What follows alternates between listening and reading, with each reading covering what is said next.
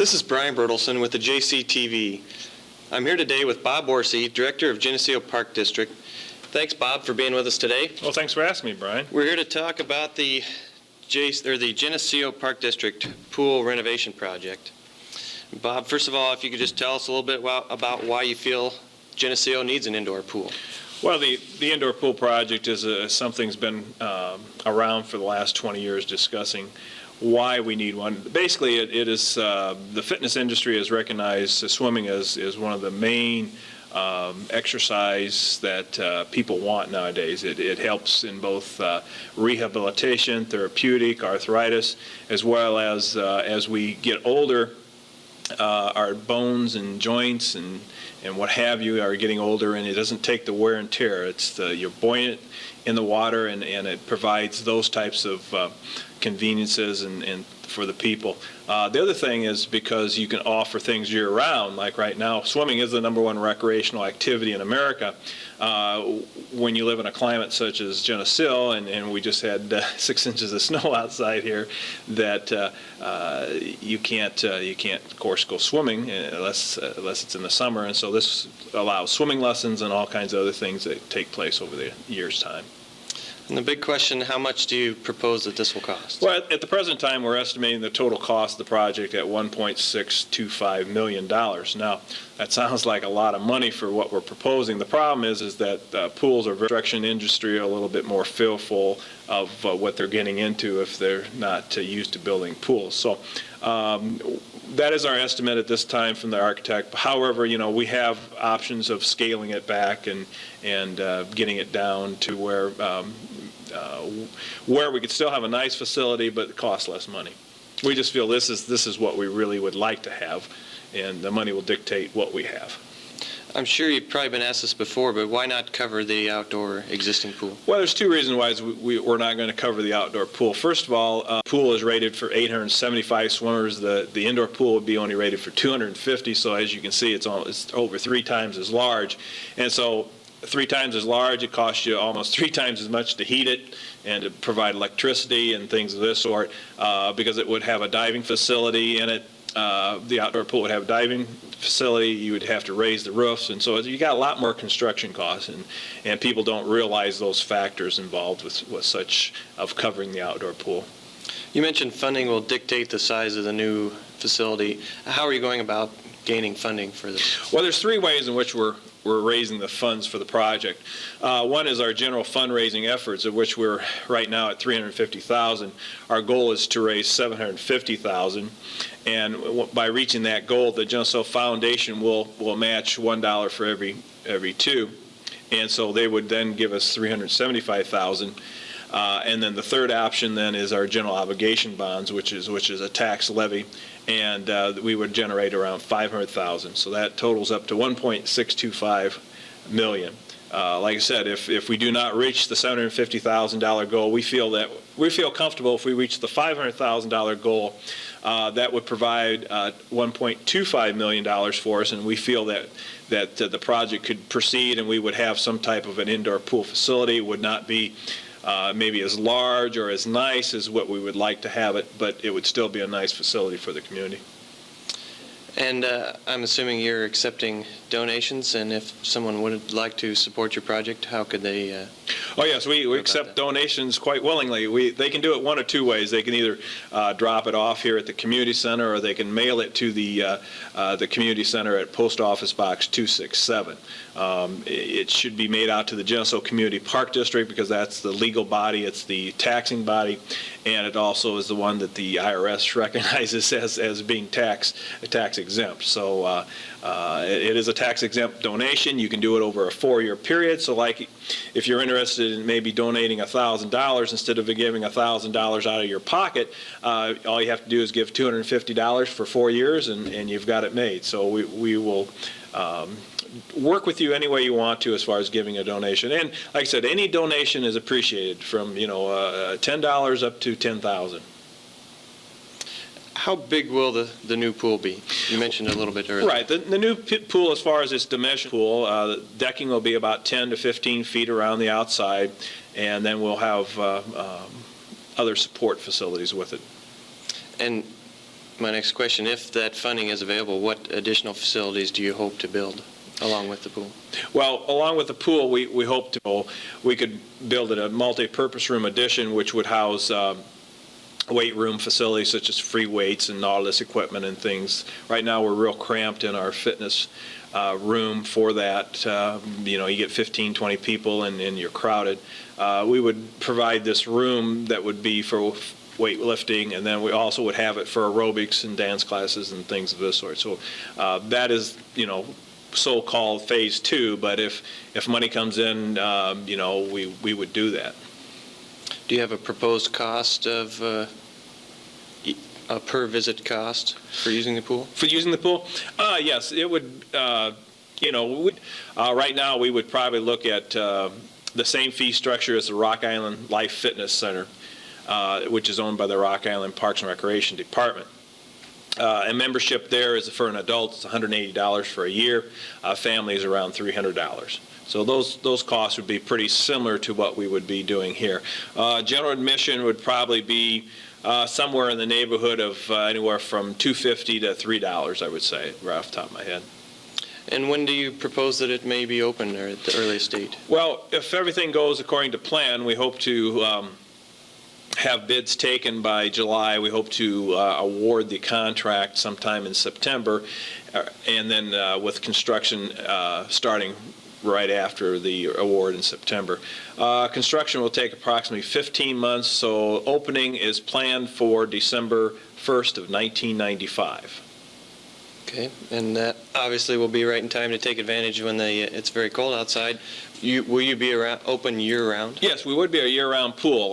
That's discussion. Would you close the pool in the summer, or would you, close the indoor pool in the summer, or whatever would you do? No, the indoor pool would be used year-round, and the reason being is, like the last 2 summers, it's been real cold or rainy, and we would very much like to move indoors when it's cool or rainy and handle all these swimming lessons people that we have. Right now, a lot of the seniors need a warmer pool. This pool we kept at 85 degrees, and certain people enjoy a warmer water versus some like a cooler water. When you swim competitively, the competitive pool is kept at 76 degrees, so you have a variance of between 76 and 85. And so there's all kinds of things that can be done, in the summer with this indoor pool, and you have to have that versatility when you have inclement weather and things of this sort. It just makes it more effective, and like I said, these last 2 summers prove that.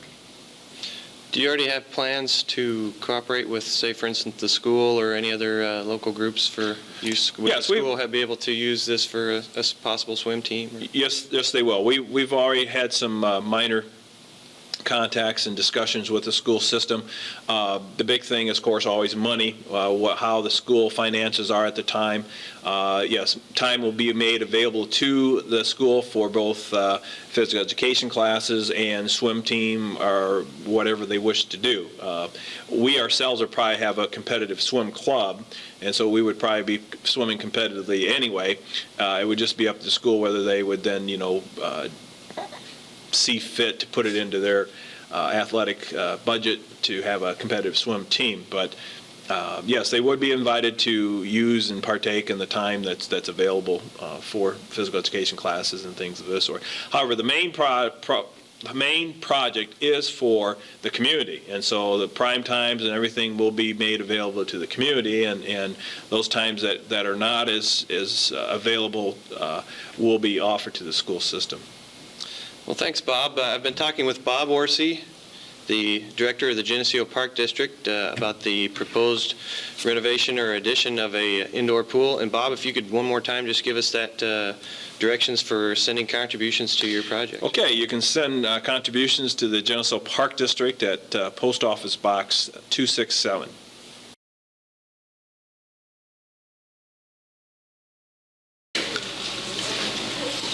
A DARE graduation was held at Southwest Elementary on February 15th at 7 p.m. DARE, or Drug Abuse Resistance Education, is a prevention program involving 5th grade students in our district. Good evening. My name is Mike Greziak of the Geneseo Police Department, and on behalf of Southwest School, the City of The DARE Geneseo. officer, Mike Griesiak, taught children during a period of several weeks information about drugs, what they look like, different ways to say no, identifying types of peer pressure and how to handle it, consequences of drug usage, positive stress management, alternative activities to get involved with instead of drugs, and they even took a trip to the Henry County Jail. Each class of fifth graders at South Jennifer Van Meenen, Justin Watson, The high school role models are a very valuable asset to the program. The high school students attend a couple of classes and talk about their drug-free life at the high school and how they battle real peer pressure.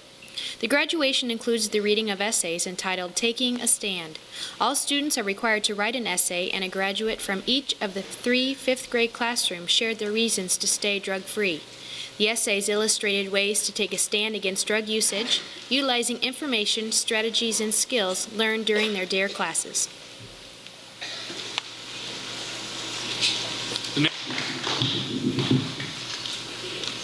In our DARE class, I learned a lot of things like 8 ways to say no.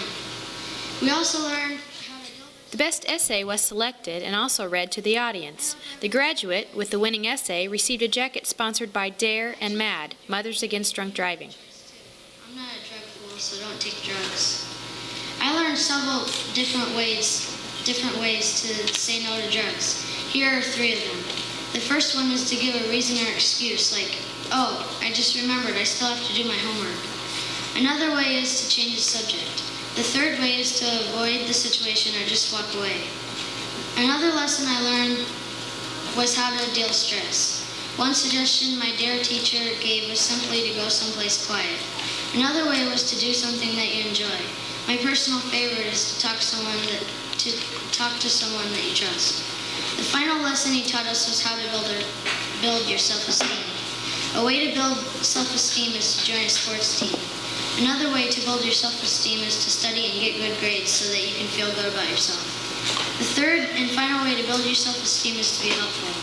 I think if you're helpful, then when you grow up, you will know how to do stuff and you can do something with your life. My advice to you is to set goals and try your hardest to reach them. I really enjoyed DARE and I hope that you do too. When you get older, you'll be asked to smoke or take drugs. You have the choice to be drug-free, and I hope that you choose to be drug-free.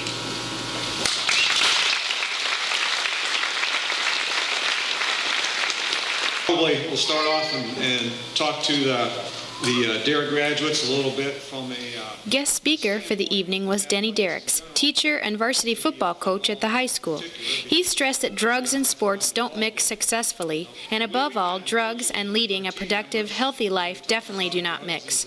Goal setting and the value of achieving those goals and dreams were among other topics presented. Sooner or later, somehow, some way, you're going to have to pay a price. And sometimes that price can be very severe for getting tied up into drugs. Like Officer Griesiak said, football is a team sport. And it's the best teams win in football. It's not the best individuals. And we pride ourselves at Geneseo High School over the years that many times, our football team doesn't have as good individuals as what some of the other teams might have.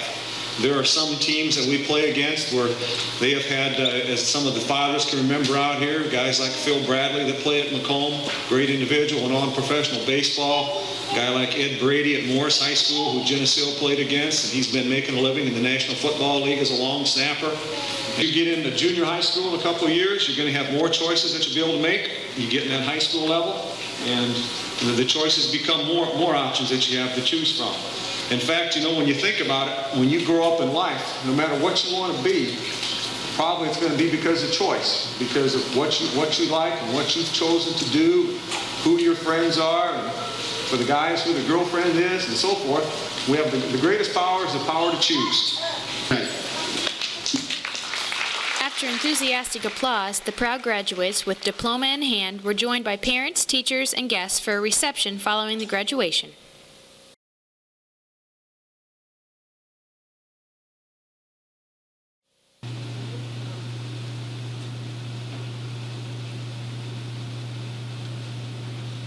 Hi, Hi, this is Melanie Rice with JCTV, and I'm here with Dean Johnson, who is a marketing assistant of Hammond Henry Hospital, to talk about the new expansion. He's going to talk about the floor plans. Dean? First of all, Melanie, is a $6.4 million project, and the groundbreaking was last year in approximately February to March. The existing hospital started right here. Elk Street ran along here. The extended care unit on College Avenue is here. Then all of this is existing building. The new building includes this with the emergency area, new imaging area, also physical therapy, pharmacy, and a new lobby, and the outpatient clinic area, which is right now in a trailer near the current emergency room exit, will be housed right there.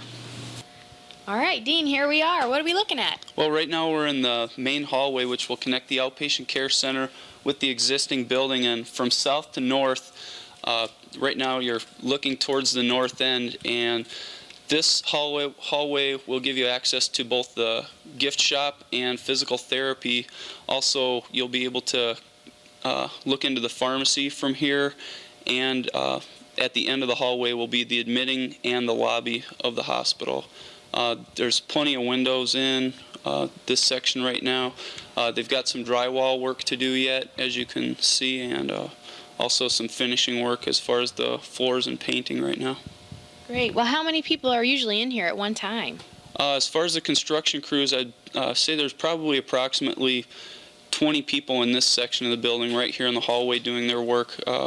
Right now, they're doing quite a bit of finishing, and they're not taking their time in doing it. They're going ahead and really going about their work well. We're looking at April 15th right now as what the contractors have told us we'll be able to start moving into the building. So we're all optimistic for that and hoping that we can meet that. That's not very... All right, well, where are we right here? Right now we're in the main lobby of the building. Right behind us we have the airlock doors. There are 2 doors, and that will be the main entrance to the building, leading to the canopy, which will cover the cars when you come to drop someone off or something of that sort. Also, the north parking lot, it's a new lot that'll be able to have between 50 and 75 new parking spots, so that'll be a big help here at the hospital. Another thing, there will be a volunteer reception desk where the hospital auxiliary will house reception for all the patients, anyone coming into the building that's not quite sure where they are or where they need to go. That'll be another big help. And Betsy Wiffles, our volunteer coordinator, has been doing a good job with that, trying to get those people together. Well, that'll be really helpful, just in general, because they'll be more visible, definitely, volunteers, which will help their program, too. Mm-hmm. So. Also, we have, right after the main entrance, you'll have the new admitting desk. That's over this way. We can start stepping over this way.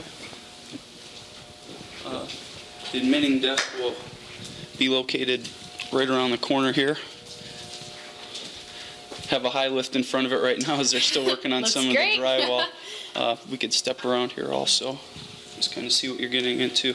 There'll be some filing cabinetry back in this area. Then the actual desk will be around the corner over this way.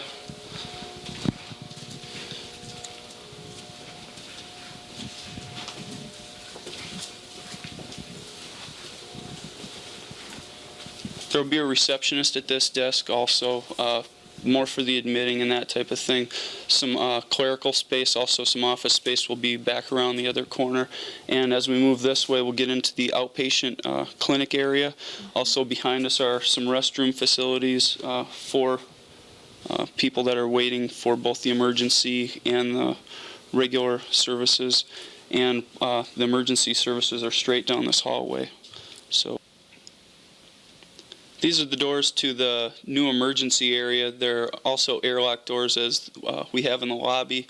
The emergency area, one nice part about that is that it's separate from the outpatient or the main lobby, whereas right now both the outpatient clinics and emergency come through the same entrance. That'll be a nice addition to separate trauma cases from patients and the general public that comes to see the new building Cut and down on use our services. congestion in general. I mean, Yeah. I would imagine. That'll be a big help. And right behind us, we have the emergency nurses station. Also off to the right here, we have the emergency crash room. That's where patients will come, especially severe trauma cases, that type of thing. A lot of the crash kits for jump-starting people again will be located in here. Some real technical terminology. Well, that's all right. I understood it. That type of thing. And around the corner then are the outpatient clinic rooms and a couple more emergency rooms too. And the crash unit is an addition in general. Yeah, really that's what we have. That's right. We do have a fairly large crash room right now. That's a little bit of emergency lingo there. But it will be expanded somewhat. They'll have room for a few more patients if there are larger trauma cases and that sort of thing. Okay, great. And what do we have down the hallway here? Down the hallway, you'll have access to the imaging services, also access to the back entrance of both the pharmacy and the physical therapy units, and also if you would go to the right or the left, you'll have access to the main building too through the existing purchasing area and the existing entryway. At the end of this hallway will be an elevator also to get to the second floor, which can take you to the medical surgical area. Great. Now we're in the mechanical room of the building. We're on the second floor. If you take a look to our left, this will be the medical surgical entrance where you'll go into the second floor of the existing building. Right around the right-hand side, down these steps, is the elevator that will take you from the outpatient care center's ground floor to the second floor here. Behind us, we have the electrical units right through this doorway. House all the electrical for the building. As you go across the room, you can see some of the boilers, the water heaters, also some air handling and ventilation systems. This is also where the fireproofing and the sprinkler systems start at. It's kind of the central nervous system for the outpatient care center. This is a lot of stuff in here. Yeah, that's right. It takes quite a bit of piping, quite a bit of wire to get this place running. Got to keep the lights on and the water running all the time, and also the heat in the building. So, and air conditioning, all that is handled in this area right now. There's still a lot of stuff laying around too, isn't there? Yeah, they've got a little bit of work to do as far as doing a little bit of pipe fitting still. Also, the electricians will be running into the fixtures and doing some finalizing work there too in the next couple weeks. Okay. Well, thanks a lot for the tour. It was great. Sure. Appreciate it. Yeah, well, thanks for having us, or Sure. thanks for coming. Having us. Okay. Thanks for coming out to see No, us. We appreciate it, and definitely. we're looking forward to opening the new building and showing the public what we're trying to accomplish Well, for them. and this will be a big asset for the community. People probably don't think about healthcare until you really need it. Right, And this will be really nice. That's the key.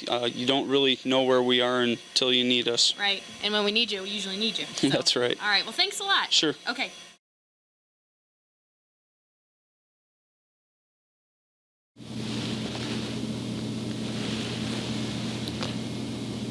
Good evening, and welcome to Doghouse Showcase, the real estate show that focuses on a previously overlooked segment of the market. Come along with us from the comfort of your own living room as we tour a wide variety of properties. So relax, curl up on a rug, and enjoy Doghouse Showcase. No need to wipe those muddy paws. This beautiful home has its own concrete patio, tastefully decorated and large enough for a St. Bernard. Call Bailey Rice at Beagle Realty. This traditional home is an excellent value. It's very spacious and just needs your finishing touches. Owner is being transferred. Call Rocket Beck at Dalmatian 21. Looking for extra income? Live in this unique A-frame and rent out billboard space to help with the payments. Wonderful location overlooking the creek. Bailey Kennett is waiting for your call. The perfect starter home is waiting for you, and there is no problem getting the furniture through this front door. convenient location is a short run to the dumpster behind the Iron Kettle. Call Doberman Homes and ask for Bailey Rice. If you're buying or selling pet property, don't try it alone. Call a professional.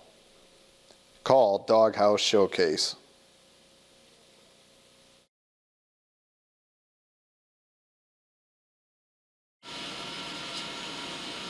Hi, this is Howard Beck with JCTV, and we're out at Sisters 2, north of Geneseo off of Wolf Road. And we're here today with the business partners who are sisters also, Shirley and Jean. And how's business going so far? Great. It's been very busy. Is this time of year usually this kind of when things start picking up, or is just always busy around here? It's always busy, and normally you do slow down a little bit this time of year, but it's really been picking up much more than we thought it would be. Well, what kind of things are you working on right now? Well, you're doing West Virginia's Junior Women's Club? Junior Women's Club, Indiana's, Illinois, naturally. You really do a lot of business all over the country, and a lot of people probably don't realize that for a little shop here just outside of Geneseo, there's finished product that goes out of here and literally goes all over the country. Right. Right now we just got in 500 golf shirts for the National Left-Handers Golf Association tournament in Palm Beach Gardens, Florida, which we're working on right now. That sounds great. And how long have you been in business now? Oh, 7 years. And this literally started in your own basement? In the basement, right. Then we built the building 5 years ago. 6 years ago. 6 years ago. And then we just put a new addition on, which doubled the size this summer. How many people are employed out here? We have 9. 8 full-time and 1 part-time. Well, that's great. Well, one of the reasons why we're out here today, in addition to just finding out a little bit more about your business, is JCTV was kind of interested in getting some caps of our own made up, and we thought maybe we'd watch it go through the process. So here's what we've got. Is this kind of what people usually bring in, just something about like that? And Graphic art is preferred, much so. That's what you start with. you probably get sketches on the back of napkins and all sorts of things. Which doesn't work too well. Okay, great. Well, maybe we'll take a look in back and see how the JCTV caps are coming. It's very easy because it is just lettering, which is in the computer. We have about 40 different alphabets that we can go from, and it's just a matter of making yours thicker or the size we want it, and it's there. And all we do is run it over to a disk and take it to the other machine and run it. Just, you want to put a hat on? Yeah. It's on here, right? Sorry. You don't like it, I'll make it rub right out of your hand. So this is all computerized here, Shirley. Yes. Is it literally hooked up to a personal computer? I see that we plugged a disk in over here with Right. with our information on it. Now, these two are not hooked to this computer. They have a computer within the machine itself Oh, I see. that is handling just a disk. These 3 machines run straight from the computer rather than putting the disk into the machine. So this is really high-tech equipment we've got here. And these, they automatically trim the threads as you go on these two so that you don't have to do that. It automatically goes to the color you need, too, as long as you program it in there right. If you program it in wrong, you're... Then we're in trouble. Yeah. She wanted silver on the blue hat, so that's needle number 6. So I programmed that in on needle number 6. And basically, if you get it programmed right... Then you just stand back and let it sew away. If it's sewing good, yeah, it should just go ahead and finish the whole design for you.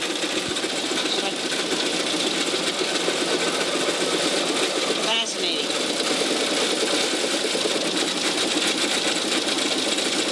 It's got different speeds on it. You can crank it up. I haven't got... But more or less, according to the stitches, it decides the speed it wants to run. You can, if it goes from real low if it's real small stitches, and then So if you had a production run of the same design, how many caps could you do in, say, an hour? in an hour. How many stitches is in the design itself? On a design like this? You can run this in about 5 minutes. As long as you can keep them on the frame as fast as it can run it, because it can run it faster than what you can frame it, because you have to make sure you have this in a special spot, and you have to make sure it's on there right, or it's like this, and the boss doesn't like it. Quality is number one. The finished product that we've got it all set after it comes off the machine, and it looks great. Well, thank you. There you are. Okay, and there it is. And we'll just send this one, but we'll send it back to you, Melanie. Here you go. Hey, thanks, Howard. From Sisters 2, this has been Howard Beck with JCTV.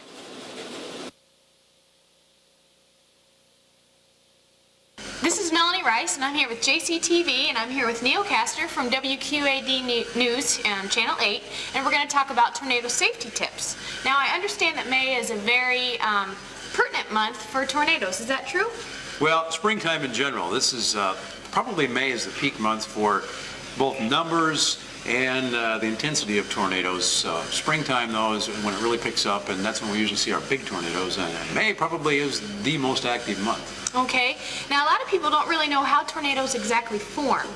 How do we get one? Well, that is a very good question. We could probably go on for a long time trying to explain exactly how that happens. The right ingredients include a warm, moist air mass, generally speaking, strong winds at high altitude, very dry air at high altitude, cold air at high altitude. Nowhere on the face of the planet Earth does all of this come together more often than it does in the central United States. So ordinarily these storms will form out of squall lines of thunderstorms. That is kind of an organized pattern.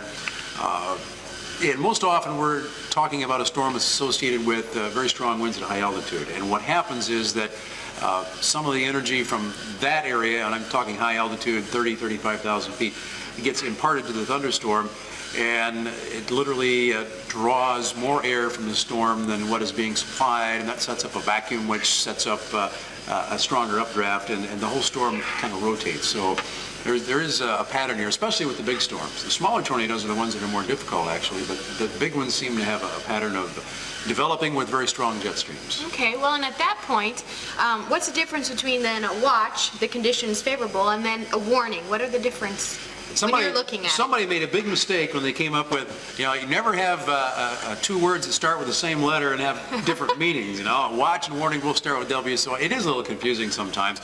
A watch is typically something that covers a fairly large area. This is something that's issued by the National Weather Service. Actually, the Severe Storms Forecast Center has an office in Kansas City where there's nothing but a team of meteorologists that do nothing but look around the entire country every day for areas where severe weather may form. So that's their job. And usually when they pin down an area, we're talking about pinning down half a state maybe. And we get these things called watch boxes. And that's the thing where you hear, well, 70 miles either side of a line from Podunk to Podunk, and, and a large area is included. So that's a watch. And an easy way to remember it is just a watch means to be just what it says, to be on the watch. These things are usually issued in advance of the time that the storms actually develop. Okay, and then a warning, of course, is then when one has been sighted? Warning is when one has been sighted or strongly suspected on radar. And with that, then the warning comes from the local offices. The local National Weather Service office, of course, covering Henry County, Illinois, is in the Quad Cities at Moline, and Henry County falls in their jurisdiction. So when a warning comes out, it comes from that office. Okay, and then at that point, from the National Weather Service, they make a phone call to our community, and then we can have our siren go off. Is that? Yeah, ordinarily, different civil defense units are set up in different ways. Usually there's some coordination there, though, with disaster preparedness, where people are advised that there's a watch in effect and that the warning may be coming. And there may be various means. Ordinarily, I would say probably the quickest way to receive information is with a NOAA weather radio. Some may do it that way. I'm not so sure about the phone calls anymore. At one time, I think they did it that way, but the Weather Service is so busy, they don't have time to make phone calls to everybody. Probably So not. there is either the warning alarm on the NOAA radio or some other type of panic button, so to speak, that Okay. helps to get the alarm through. Okay, and then they let us know. Exactly. Okay. And then when we do get a warning and we do hear the siren, we need to take shelter immediately. Is that correct? Yeah, tornado warning means that the tornado's been sighted or is very strongly suspected by radar, and that's a case where action needs to be taken. And now we're to a point where the warnings are really kind of pinning down a part of a county. And so that's pinning it down close enough so And that if you helpful. hear a warning, you know that it's nearby and you really should be ready to take shelter. And the best place for shelter in your home is? Well, any way to escape the wind is to get underground. Right. And any place in the basement is considered to be the safest spot, assuming that you have a basement. You know, there was an old tale that said, well, you run to the southwest Right. corner of the I was basement. just gonna That's ask not that. necessarily true. In fact, a lot of research has shown that as these storms move along, if a house is to be moved from its foundation, chances are it's going to be moved eastward. Being on the west side is really not all that great Right. because debris that's being blown around could fall in there. A basement under a stairwell, for example, Okay. anything reinforced, a bench or something like that is considered to be, having gone through all the research of the damage that's been done, those places considered to be the more ideal places to be in a tornado, if there's such a thing. Right, certainly. And then, of course, if you're driving, that could be a problem. What should you do then? Yeah, it really is. Cars they just don't hold up to wind very well. You know yourself, just driving in a strong gusty wind on a clear day, that it can bounce you around a little bit. If you're going to be run down by a tornado, the best thing to do is to find a spot quickly out of the car and into a ditch, a depression, an overpass. I saw a piece of video from a couple of years ago where someone was on the highway and being cut off by the tornado. It's like the football player running down and somebody having the angle, and you know he's going to get cut off. They stopped under an overpass, kept the cameras rolling, and went up under the overpass and weathered it out. And the tornado actually did hit their location. It was pretty dramatic. And they're very strong. Yes. Then, of course, when you're in a trailer, there are people out there that do live in trailers. Yeah, I did myself for a while I was in school. Spent some time in a mobile home. It's best if a mobile home community has some type of shelter available. Okay. Now, that's not always the case. What do you do then?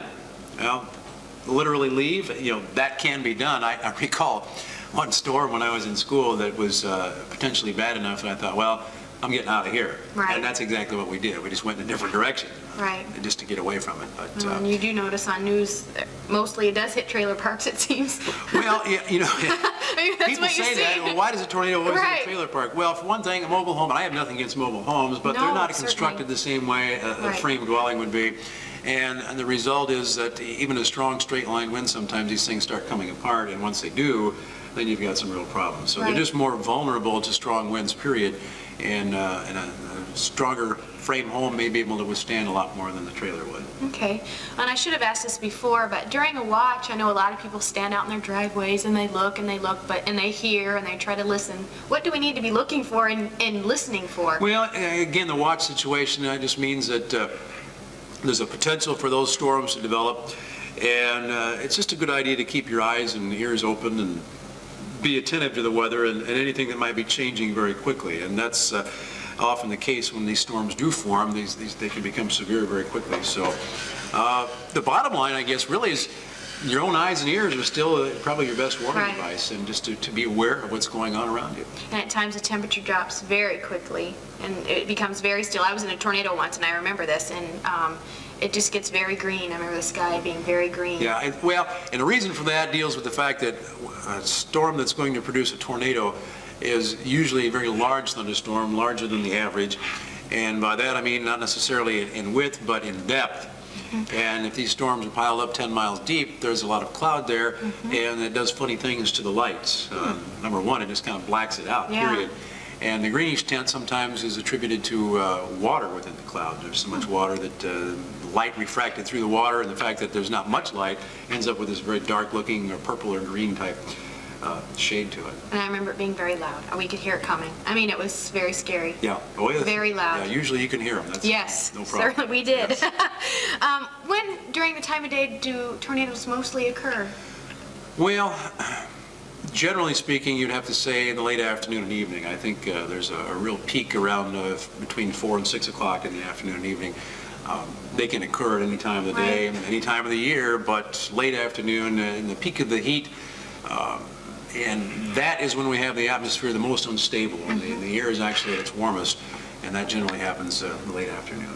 And just reading a few days ago in Tennessee, they had one in the morning. That's pretty rare, or? Well, it is in the dead of summer in particular, although in the springtime, the ingredients that make these storms and make them really severe and make them the strongest tornadoes, which occur very often in the spring, the ingredients that are coming together there don't involve so much daytime heating as the ones that occur later on in the summer. So the mechanism that's producing that tornado can happen at midnight, at 4 o'clock in the morning, at 4 in the afternoon. It doesn't matter. A storm of that magnitude can occur at any hour of the day.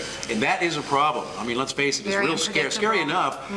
In the middle of the night, you can't see anything. But there are some clues that, some things that can be used as a hint for maybe spotting a tornado. Of course, lightning will illuminate the sky a lot. That's a good aid in trying to spot a tornado at night. And if there's a tornado there with all the power lines and things that are around, hey, these things do some major fireworks when they get hit by a tornado, and very often that is a clue too that there's something ordinary, not so ordinary going on there with that storm. So a couple of clues there that might help. Large hail too. Very often a tornado-producing storm will produce very large hail. And the way these things are aligned, tornadoes form actually on the backside of the storm. So usually, in most cases, you'll see a period of rain and very often some hail before the tornado strikes. We look at the sky and we see the dark cloud coming, we say, wow, there might be a tornado there. The front side of the storm hardly ever produces a tornado. It's usually on the backside, most often on the southwest edge of a storm. So those are the places to look and to be aware of it. Okay, very interesting. Now, I'm sure they rate tornadoes just like they do earthquakes. And how do they rate them? Well, there's a scale, it's called the F scale, after Dr. Theodore Fujita Okay. from the University of Chicago. He's done a tremendous amount of research. In fact, there's some people that I went to school with who have worked with him, and they fly around in a Learjet and go above the storm and through the storm and over the storm and do all kinds of strange things. But he's done a tremendous amount of research and came up with this scale of rating tornadoes. It's called the F scale. And to pluck the numbers out, they're not nice, even, neat numbers like, well, 0 to 100 and 100 to 150. They're broken off from 75 miles per hour to 112 or something like that. As an F scale goes F0 to F5. Most storms actually fall into the weak category, but weak in this case is 100-mile-an-hour wind. Yeah, and how weak is weak? The ones that are really incredible are the F4, F5 tornadoes, where we're talking winds maybe approaching 300 miles per hour. Those are very rare, but they do occur. I witnessed an F4 tornado in West Bend, Wisconsin when I was in Milwaukee, and the devastation there was unbelievable. Just nothing but foundations left, and not even pieces of houses around. It was totally demolished. I'm sure. Okay. Are there any other general safety tips that we haven't touched on that we need to? Well, I don't know. We'll probably think of something when we're all wrapped up here. Okay. It's a kind of thing where I think I mentioned a little earlier that use some common sense. Your own eyes and ears are still your best warning device. Warnings are issued, remember, based on either a potential on a radar observation or the fact that a tornado has been sighted. Now, that's real fine and dandy for people who are downwind from that storm, but if the tornado warning is not issued until the storm is sighted, that means somebody saw it before there was a warning. Right. And maybe somebody didn't have a warning. So that's what I'm talking about when I say your own eyes and ears, really, and a little common sense when the weather is really threatening. Just kind of keep an extra eye on the sky and be alert to that. Okay. Well, thanks a lot. This was very informative. Well, you're very welcome. All right. Thank you.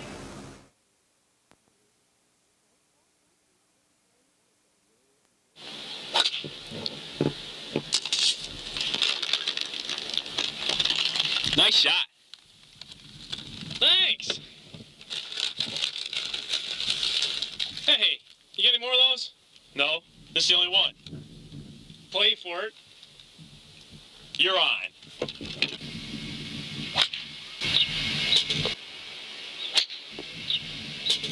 Off that tree, off that guy in the red shirt walking off the back of the green, nothing but cup. Okay.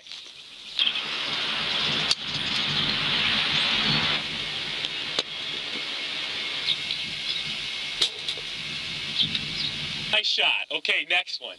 Line drive, off the brick wall, 2 bounces to the green, roll into the cup. You're on. Okay.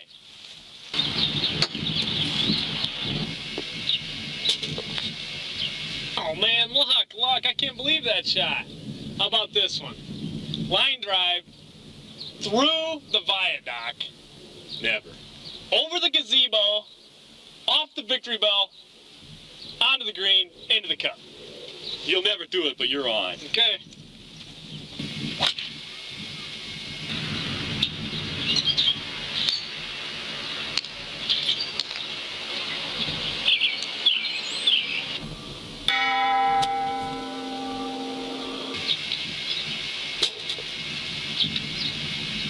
Sweet shot. Okay. Yeah, I can top it. Okay. Line drive. No, wait. Head on backwards. Line drive all the way into town, off the old fish on the water tower, hits the corner of First and State, all the way back, nothing but cup. You're on.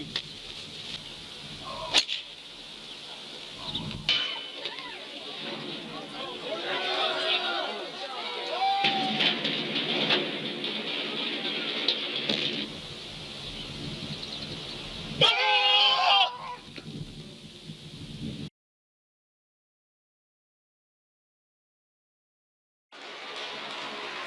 641 boys and girls tumbled into J.D. Darnell High School on April 17th for the Tumbling Makes Me Disney Invitational Tumbling Meet. This competition, sponsored by the Geneseo Community Center, is one of the largest such events in the state.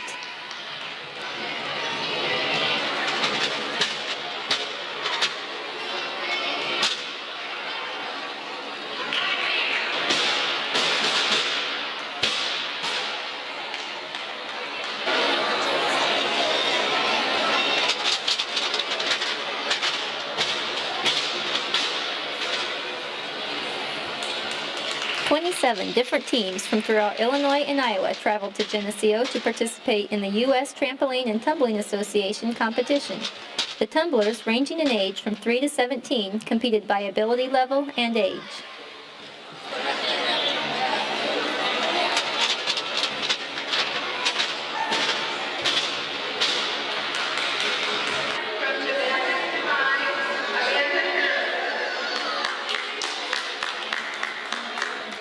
The Tasmanian Tumblers, Geneseo's Community Center-sponsored team, was well represented with 90 competitors at the meet.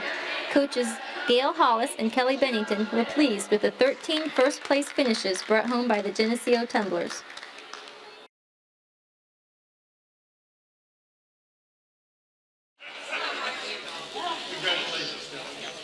Southwest Elementary has established a program that recognizes students that have demonstrated good leadership skills by being a good citizen to fellow students.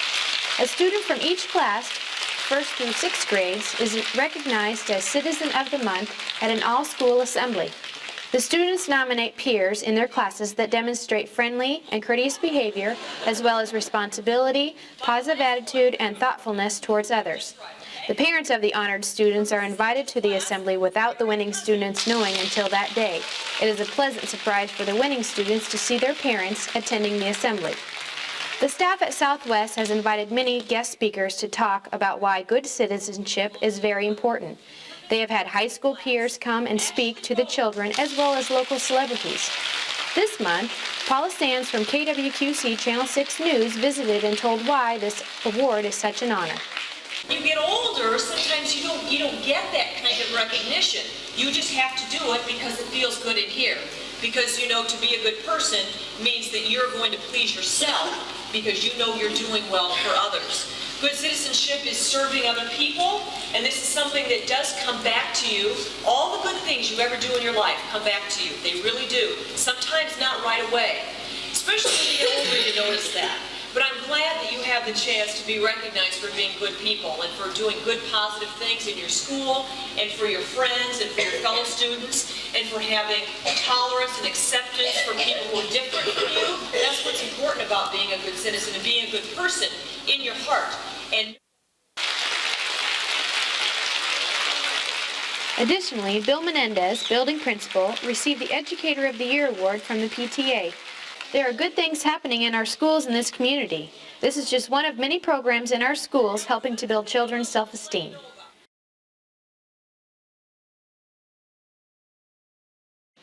Geneseo's old water tower, which had stood as a city landmark for over 3/4 of a century, had its fate sealed in April as a demolition crew began its job of tearing the tower down. One of the first items of business was the removal of the historic fish from the tower. The fish was carefully lowered to the ground and removed by city personnel for storage.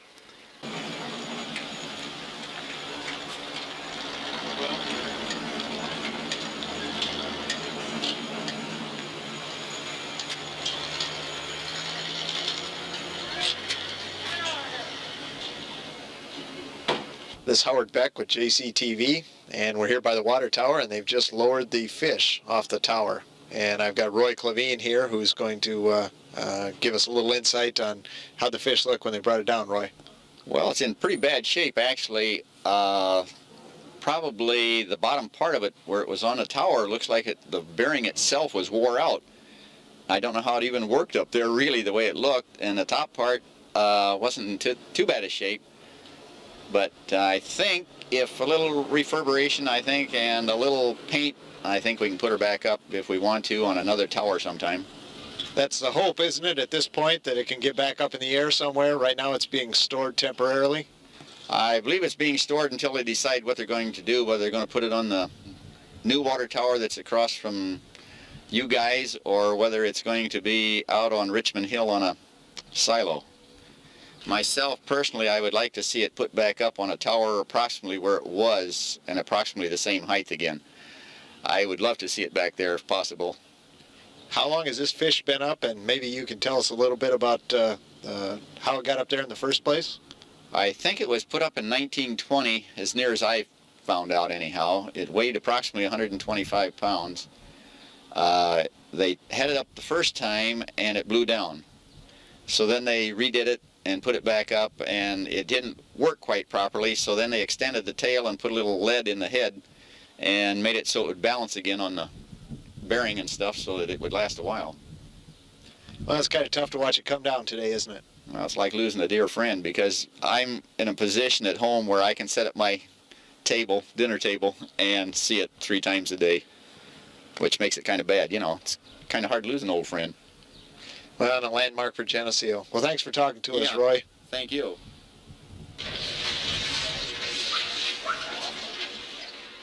The top of the tower was removed in dramatic fashion a few days after the removal of the fish.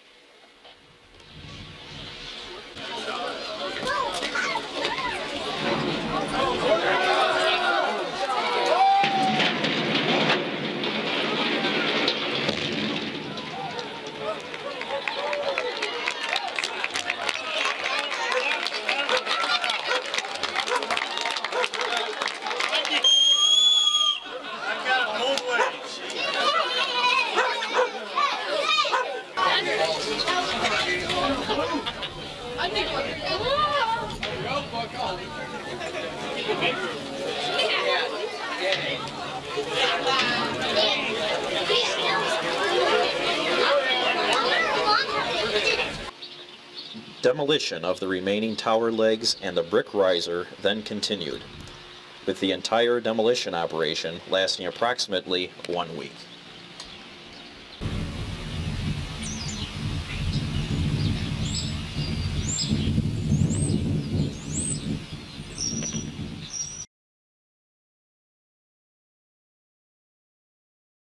The Geneseo FFA chapter held their annual awards banquet at J.D. Darnell High School.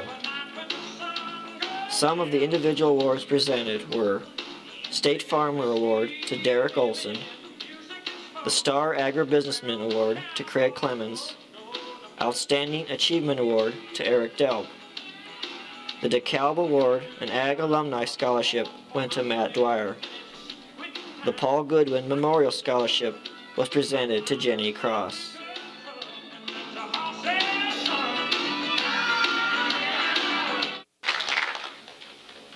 Thanks, Dave. At this time, I would like to introduce Willis, and Dell. The JCs also presented a $200 scholarship to a senior FFA member who will be continuing their studies in agriculture.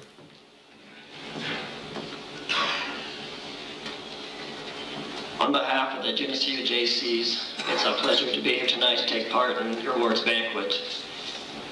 You may not normally associate agriculture with the JCs, but I think you would find that several of our members are involved in agribusiness, and many like me were raised on the farm, and it's a pleasure to give something back. Last month we concluded our local segment of the Outstanding Young Farmer program, and tonight it's a pleasure to have the opportunity to help someone continue their studies in agriculture. And so the winner of the 1994 $200 Geneseo JC Scholarship is Matthew Dwyer.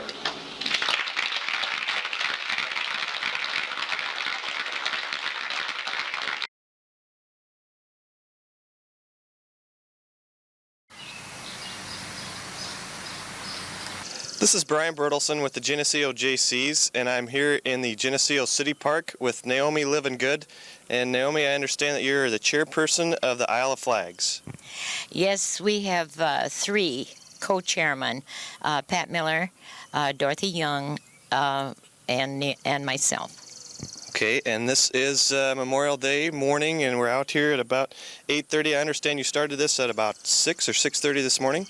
We, most of us were here about 5:45, and we had a large group helping us, and it went really fast. You said you had about 75 people? It would be close to there. We had over 20 post and 15 auxiliary, and then area citizens who have flags flying or who want to help. Now, when did the Isle of Flags get started? We came across the idea, the three of us that I just mentioned. We were doing an audit for the VFW Auxiliary, and one of the girls wanted to know what to do with her husband's flag. And we came up with this idea, and this was in early 1980. I started sending out letters to organizations asking for donations just before the end of the year in 1980. By Memorial Day, we had 50 flying, and we had our dedication on November the 11th in 1981, and there were 100 flying. And today we had 349. 349 this year. And I understand 10 of those were new this year, is that right? Yes. 10 of those I had received between November the 11th and now, and then I have one at home, Mr. Loftus, that didn't get in time that will fly the next time, and I have several promises for more. Okay. And now I noticed looking around the park that we also have some plaques in front of some of the trees, and maybe if you could just mention some of the other memorial monuments and so forth that we have in the park. The plaques around under the trees are memorials to veterans. The auxiliary, VFW Auxiliary, puts in the poppies, and the American Legion puts in a flag. This happens just before the parade. The memorial services start. Mm-hmm. And what, now we're standing in front of the main monuments here. Could you maybe just give, for some of us that are new in town, a brief rundown of what monuments are in the park? Well, the American Legion and the VFW put the latter three out here. The first one started right after World War II. And it has the names of the two World War II men on. And because of the difficulty the Legion and the VFW had in obtaining names for the other, they went with sort of a blanket. And we have the Korean, the Vietnam, and World War I over on the other side. Okay.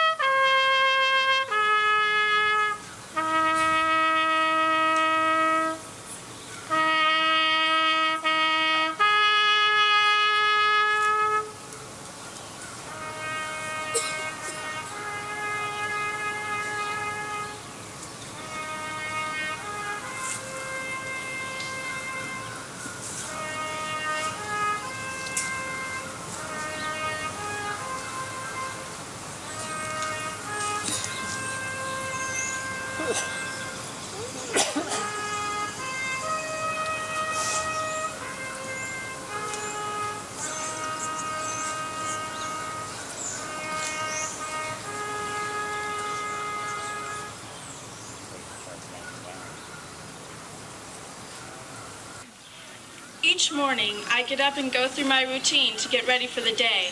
My preparations are ordinary: a shower, getting dressed, and eating breakfast. Then, every day, I reach for that special place on my dresser and put on that silver bracelet. It is different from a normal bangle. My bracelet has been clearly engraved with letters spelling Major Robert P. Rosenbach, USAF 05 MAR 70 SVN MO.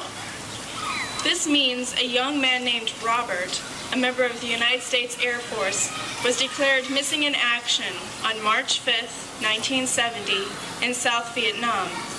He was from Missouri. I never met Major Rosenbach, yet I wear his name on my wrist. When I was in 8th grade, I visited Washington, D.C. with my church choir. The most memorable place for me was the Vietnam War Memorial, a huge black wall with both ends vanishing into the ground. Every name carved on its immense face represents a lost life, a person who made the ultimate commitment to America. There were so many names. It was a calm and sunny day, yet all around me, people were crying. I thought I would never forget. I went back home, and the memorial's effect on me slowly faded. I ignored the fact that people in uniform were serving my country while I debated whether to wear the peach sweater or the green sweater to school that day. I forgot about the big black wall. Then I met a girl who always wore a metal bracelet, even if it didn't match her shirt. I asked her what was so special about it, and she showed it to me. It had a name on it, one name, and I remembered. I now wear an MIA bracelet every day, so I will not forget again. The wall was too powerful, too overwhelming.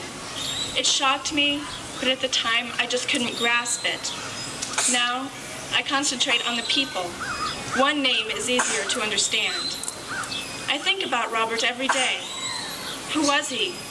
Why did he go to Vietnam? What sort of plans did he have for his future? When I put on Robert's bracelet, I'm renewing my commitment to remember. The American men and women who have died for our country must never be forgotten. And I'm making another commitment, a commitment to live for my country. If I actively work towards justice and peace, maybe I will affect just one more person. And one person can make a difference in another's life. If I see a child playing with a toy gun, I can hand him a book instead. If I see an angry face, I give that person my smile. And I believe it doesn't stop there. I influence one person who influences another, and another, and another. Together, we can work for a better America and a better world. Every night before I go to sleep, I go through another short routine. I brush my teeth, take out my contacts, and wash my face, just like other people do. And then, I take off my bracelet, place it on my dresser, and crawl into bed, thinking about a poem by Eve Miriam. I dream of giving birth to a child who will ask, "Mother, what was war?" Wishful thinking? Not necessarily. If each of us cared enough to influence just one person, this dream could become a reality. The unknown Major Rosenbach has made a difference in my life. Now I can make a difference to others. That is my commitment. That is the way to reach out, one step at a time. One name, one person, one action can make a difference.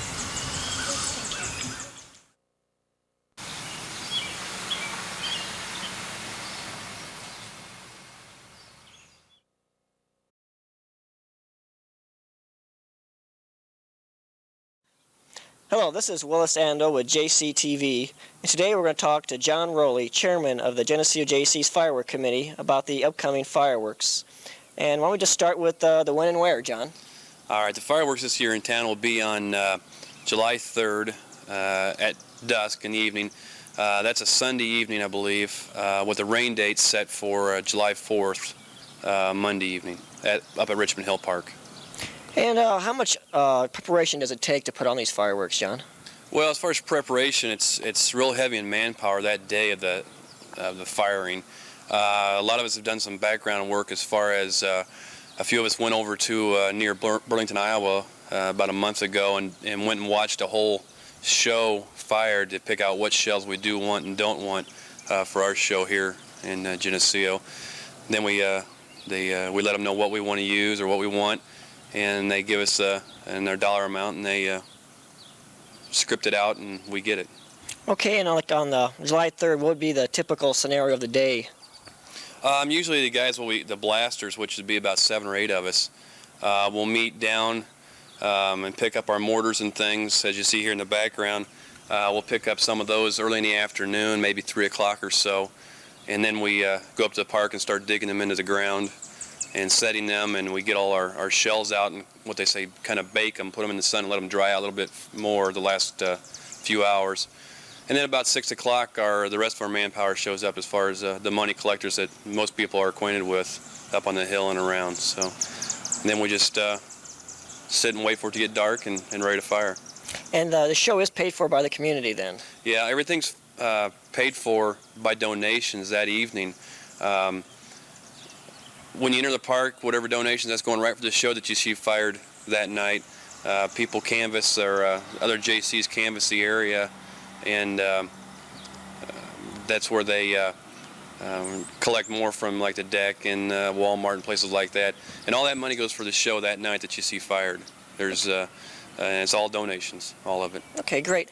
I've noticed before the show starts, while it's still light yet, every now and then you hear this loud boom and you see this puff of smoke out. Is there a purpose to that? Yeah, earlier in the evening, let's say the show's 9:30, usually around 8 o'clock or so, 8:30, we'll fire a couple shells up just to kind of see where our mortars are going, as far as make sure things are angled the right direction away from the crowd, and see what the wind's doing up above.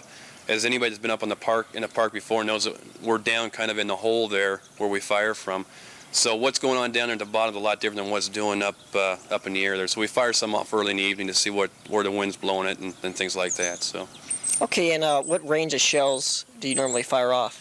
Our shells range from the size of what would be a 3-inch diameter, which is a little bit bigger than a baseball, I would guess, to some the size of a softball, and then you go up towards 5, 6, 7, 8, 10, and 12-inch shells. Our biggest one's a 12-inch shell that we fire off, and that shell itself costs close to $200, and that shell's the size of a basketball. But we just fire one of those. That's usually the bigger one you see right towards the end. And I believe that's what this is for right here? Yeah, this mortar right here is the one that'll fire the 12-inch shell out of it. We'll set it down in the ground, exposing about 6 inches of it, and put our shell in there, light it, and dive to the ground and get back away, because it's our final shell of the night, usually. So there's the work. When that goes up, the work's pretty much done, and it's the fun one.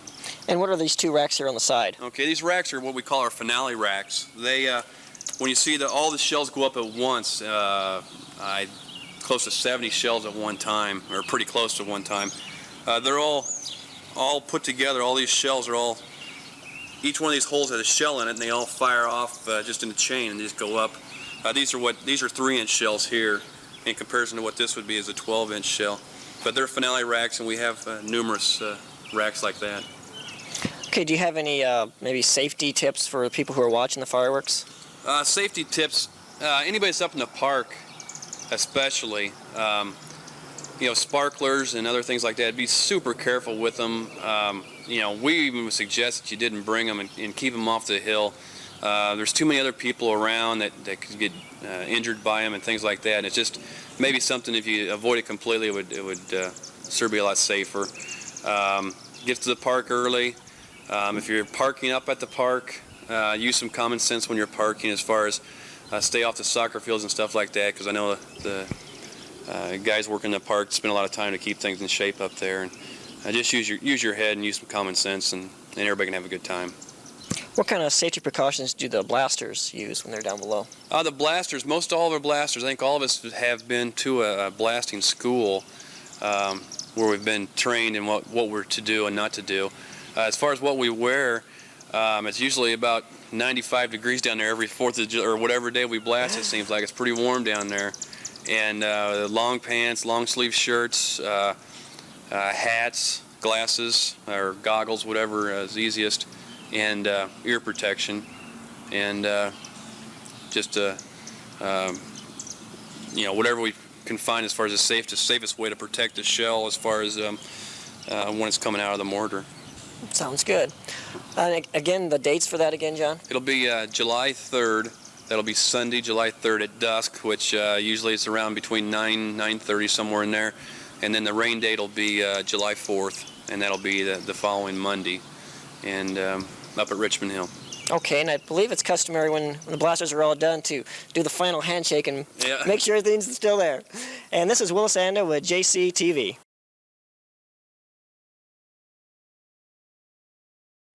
So Keith, you're going to start running, huh? I sure am, Melanie. Okay, well, running is a pretty inexpensive sport to start. All you need is a good pair of running shoes. Those aren't good. What's 3 times your body weight is going to be on those basketball shoes. Hey, you need something with cushion. I paid $12 adventure for these. I mean, they have to be good. Well, it's a good idea that you go into a running store and maybe try a few on like this. Okay. Okay, it's a good idea because 3 times your body weight is going to be on those feet. You want to take care of your feet. It's very important. Okay. Okay. All right. Well, summer running is important. You look like you have some nice, breathable cotton. Okay. Because it's really hot and humid when you're running in the summer. Good, good. Shorts aren't too restrictive. Good. Okay. And rumor has it you want to try to fit into those favorite shorts, right? Well, it won't hurt to lose a few pounds here. Okay, So, running is a good way to do that. Well, and I'm ready. Okay, well, you want to just, first of all, you think you should stretch a little. Have you done any exercise lately? No. Okay, maybe we should stretch. All right. Okay, you want to stretch your hams. Sure. So bend over. Bend over. More.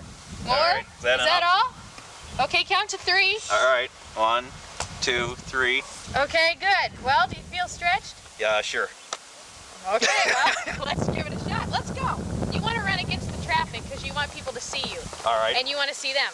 All right. Okay, so let's go. Okay.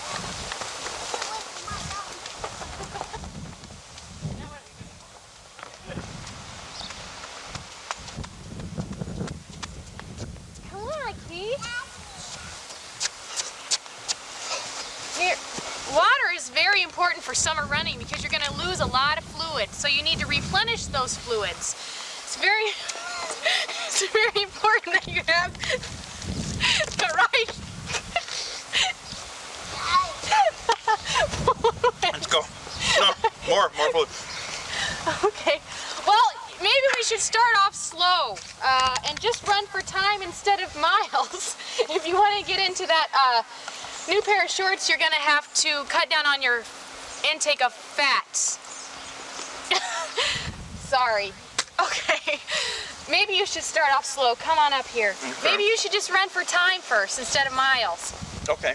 Because if you run for about 20 minutes, it will unstore some of the stored fat that you might have. And maybe a walk-run sequence might be a good idea to start out with. So maybe walk a little bit and then run a little bit continuously for about 20 minutes to start with. Sure, okay. 3 times a week? Think you can do it? Yeah, let's go. Take some Okay. Well, run against the traffic. Let's go. Okay.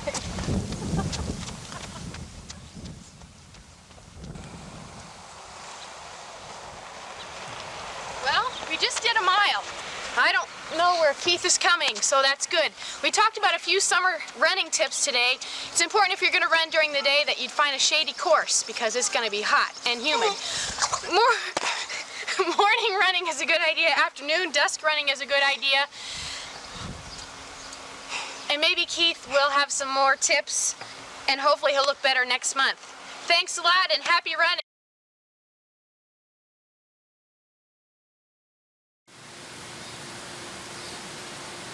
This is Howard Beck for JCTV. We're down at the Geneseo Telephone Company. Recently, the telephone company announced the formation of a new company called GenSoft Systems, which is developing a new type of computer software. And we're here with Alan Anderson, the general manager of the Geneseo Telephone Company, to get a little more information on exactly what GenSoft Systems is. Alan? Well, GenSoft Systems is a company that we developed to provide a service to other small telephone companies, initially in the state of Illinois and then throughout the nation. to do the billing function, the office record function, the plant record function for these companies. Most small telephone companies, and there are about 1,000 of them in the United States, do not have the facilities to be able to do their own computer software work. That they rely on a service bureau or a company like the one we have formed to be able to do all the software work that is required to get basically the information from the customer and get the bills out to the customer. So that's what we intend to do. We are developing a software company that will provide this service to other small telephone companies in the nation. How did a company like the Geneseo Telephone Company end up being in a position of developing computer software? That just seems like, from growing up in Geneseo, it just seems like it's amazing that we're actually doing something like that right here in town. Well, we don't feel it's amazing as far as this company is concerned. We've always felt that we were really on the leading edge of technology. This company has always done its own billing. We, in fact, always have had our own computer system. It's been a mainframe computer system. We have always had at least one or two computer programmers as part of the staff of the Geneseo Telephone Company, as long as we used computers. But what happened in this particular case, and I have to give credit to my daughters in this case also, because they had the good sense to marry well. My oldest daughter married a gentleman by the name of Bill Farb, who is really a computer programming genius. And he and his brother had formed a company up in Rockford, and then recently sold that company, a software company. And one day Bill was down here and we were walking around. I was showing him through the office, and as you would expect with him in the computer software business, I took him back and I showed him our computer. And I said, this is what we do with our computer. We do billing and so on. And every time I'd say we do such and such with this mainframe computer, he'd look at me and he'd say, a PC can do that. And I'd say, well, and we do this. And he'd say, a PC can do that. And I'd say, we do this. And he'd say, a PC can do that. So I finally said, okay, prove it. So that's basically what led to the development of GenSoft Incorporated. It was Bill then coming to work for us and bringing another individual from Decatur. He lived in Decatur then, and he came to work for us and brought another programmer that he knew in Decatur along, a gentleman by the name of Don Gallahan. And the two of them started the programming work on what now is developing into GenSoft Incorporated, or GenSoft Systems Incorporated.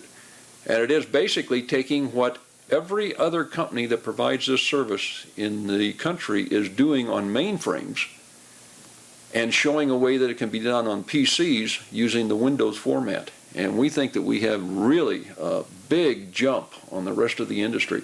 There are probably about a dozen other companies in the country that provide this same type of service. They all do it using a mainframe type computer. As I say, we think that we have a big jump on the industry in that respect, because we will be the first ones out there providing the same service to the same customers, but we're with PCs and we're with Windows. We're not on a mainframe, and that's the big difference. That's great. How long has this been going on here in Geneseo without us knowing about it? Well, it actually started about, let's see, what would it be? About 16 months ago now is when that conversation took part, where it said, okay, prove it, and Bill and Don actually started working. It was a year ago last Christmas. And we've got another son-in-law that's kind of heading up the... That's correct. The other son-in-law then, Tim Yeager, has a real talent for organization. And where Bill is the software programmer, Tim is the organization man. And he basically is now the manager. He is the general manager of GenSoft Systems Incorporated. And Bill actually now carries the title of Director of Research and Development for GenSoft Systems Incorporated. And the two of them are a perfect fit. It is really working well. That's great, and it's exciting to have this kind of thing going on here in Geneseo. If it's okay with you, we'd like to go back and talk to Tim a little bit and have him show us what this program can do. Oh, be my guest. Okay, thanks, Alan. Mm-hmm. Okay, we're here with Tim Yeager, who's the general manager of GenSoft Systems, and Tim is going to give us a little bit of a hands-on demonstration of what the system's going to do, and also tell us a little bit more about it technically. Tim, who are the actual customers going to be for this system? I mean, are you going to take this and sell it to a US West or an Ameritech? No, our potential customers are going to be smaller telephone companies. Geneseo Telephone Company has about 6,500 access lines, and we're the second largest smaller independent telephone company in the state. There's really two tiers of telephone companies. There's the very large, and then there's the smaller, and of the smaller ones, we're the second largest in the state.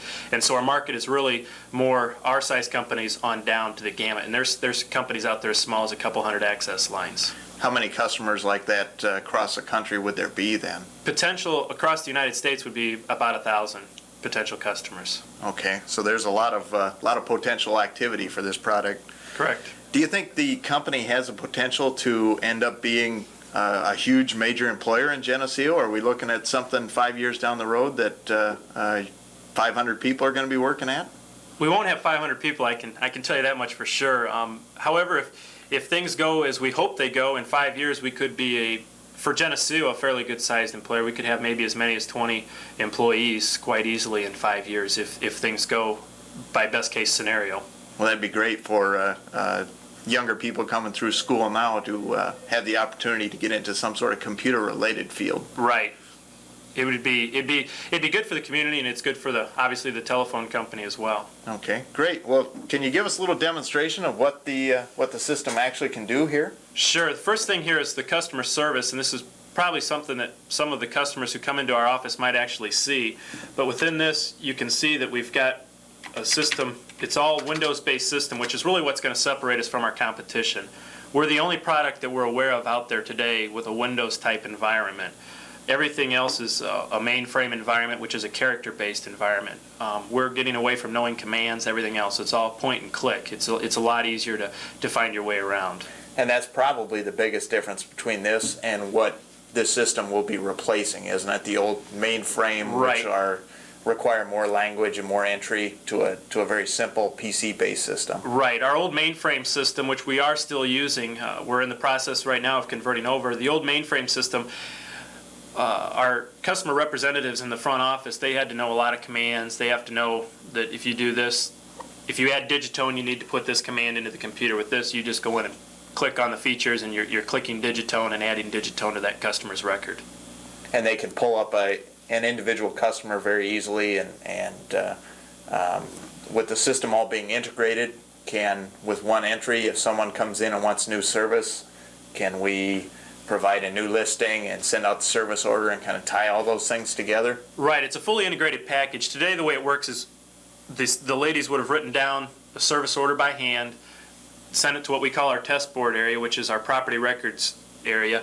They would do their work on it, send a serviceman out to get a cable pair worked up. Then they'd send it on to our switch room, who would assign what's called an LCE, which is a location on the switch that provides the dial tone. And then it'd go back to our test board and back to our front office.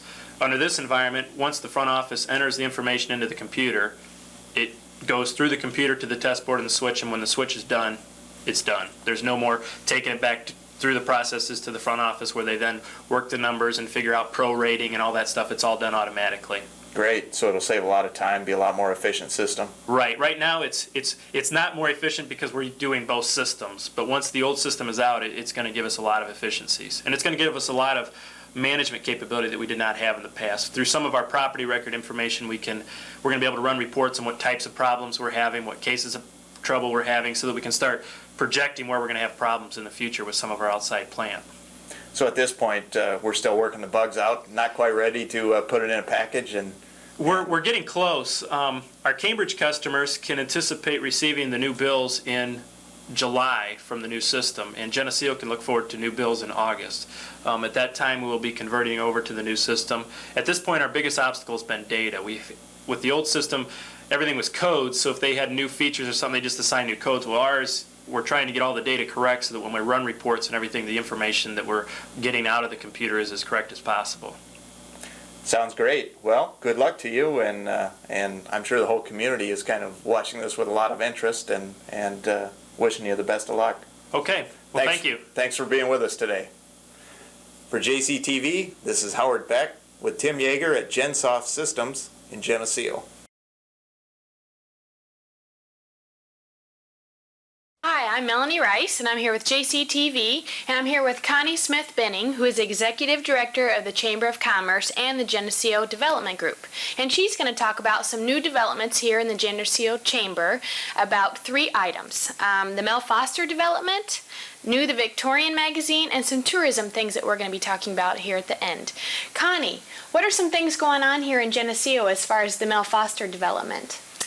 Well, that's something we've been working on primarily through the Geneseo Development Group.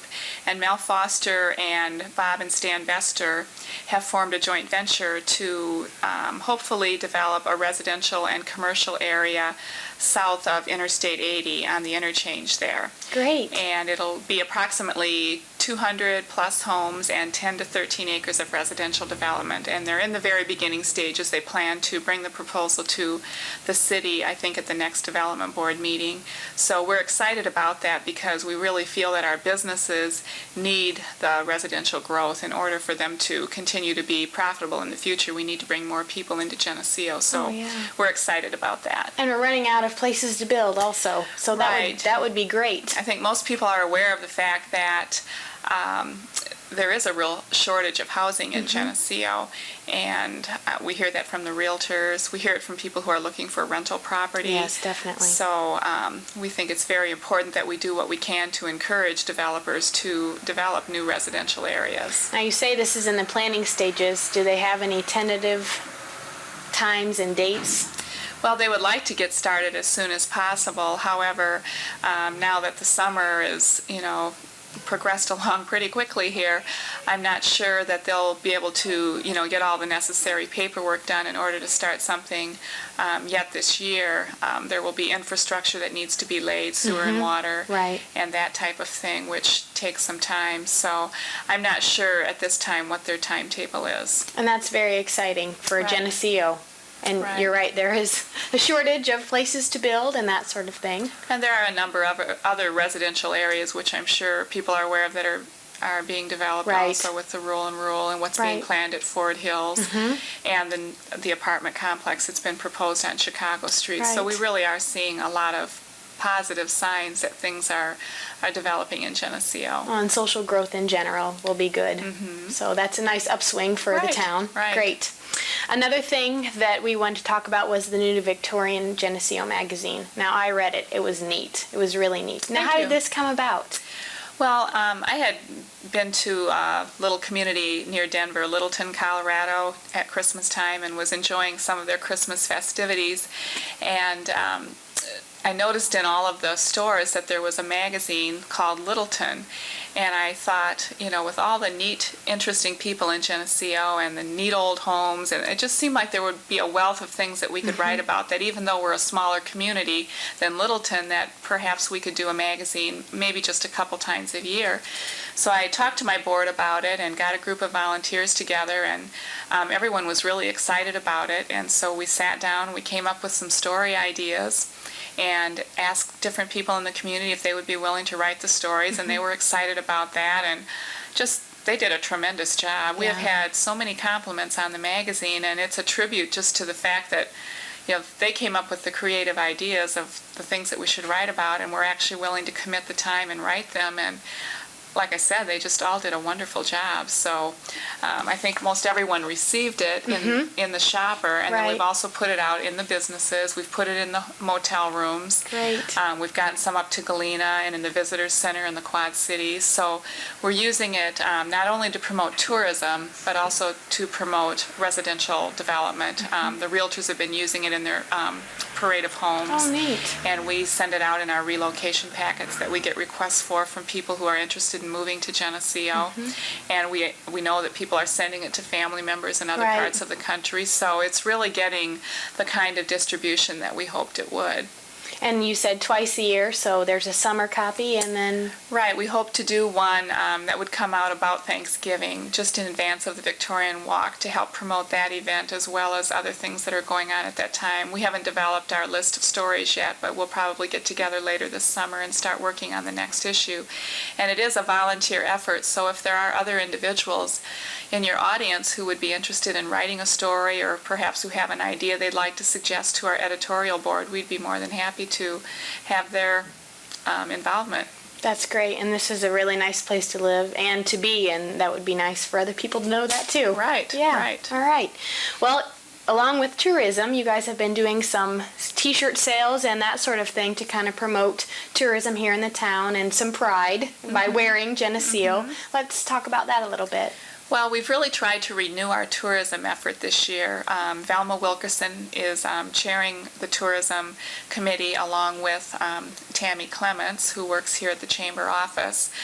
Velma has also assumed responsibility to be president of the Henry County Tourism Group, and then she's also our delegate to Western Illinois Tourism. So when she took tourism on this year, she really jumped in full force.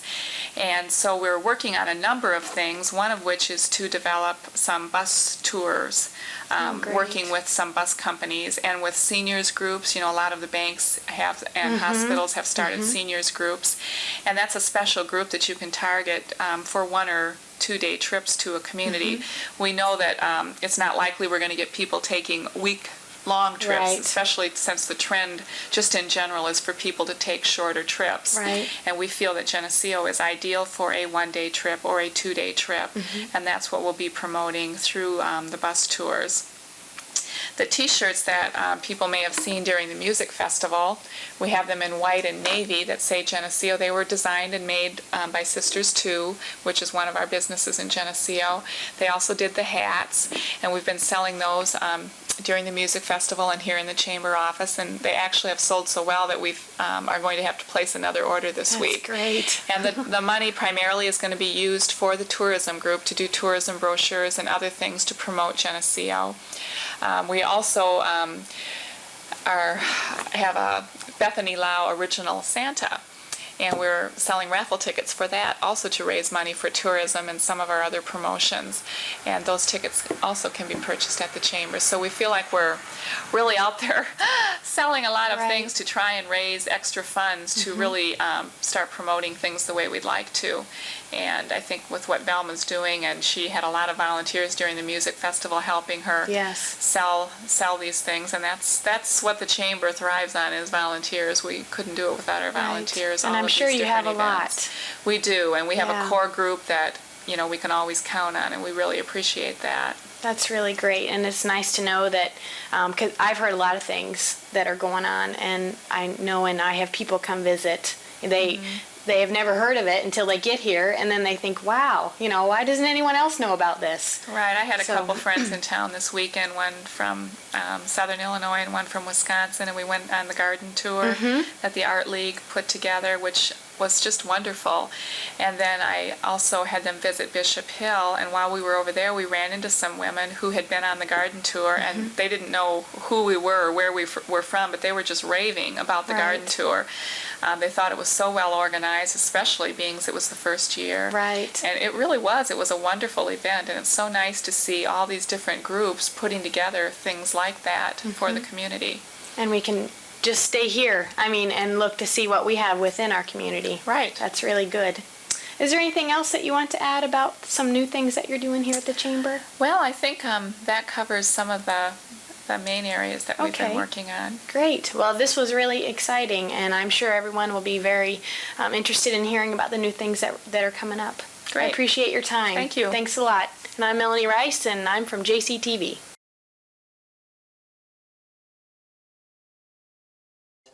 Coming up on JCTV, we have highlights of the Geneseo Music Festival, which was held last month.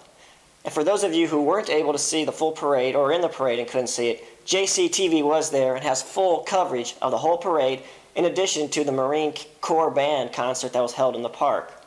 These copies are available at the City Library and can be checked out, as well as any past JCTV program. Yes, and also coming up, we have a mud volleyball tournament that the high school kids do at the end of each school year. And it's always a lot of fun, and they always get really dirty. So now I think we're going to go to the music festival highlights, sights and sounds of Geneseo.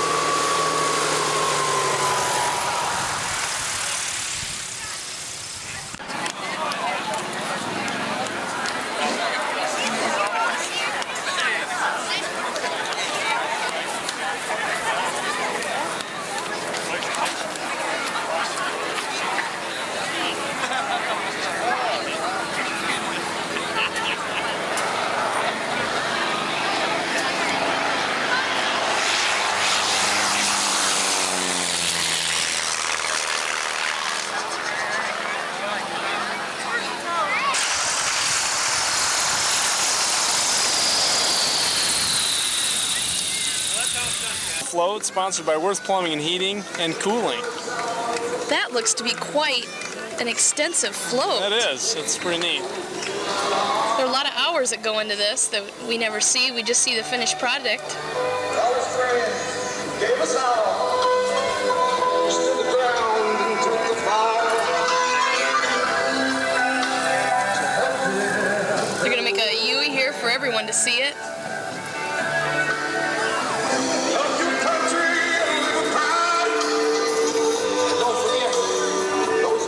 That's great. Yeah. Nice one.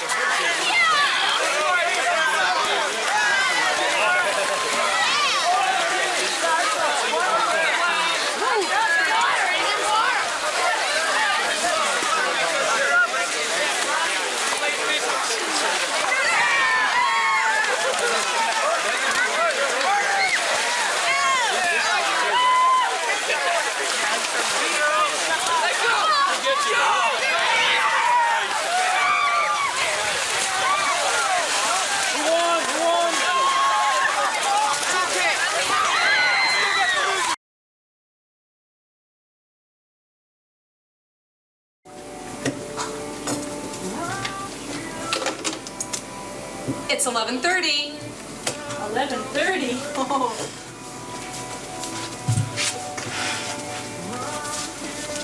It's 11:30. Oh. Wow. What a dream.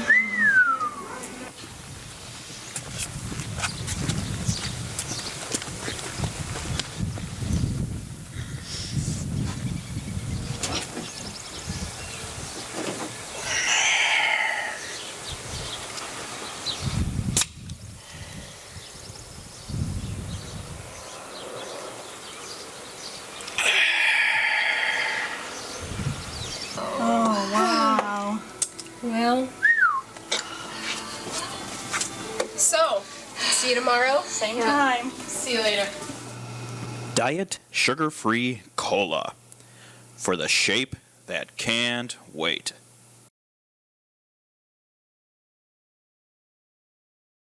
One of the real landmarks of Geneseo is the Richmond Hill Barn.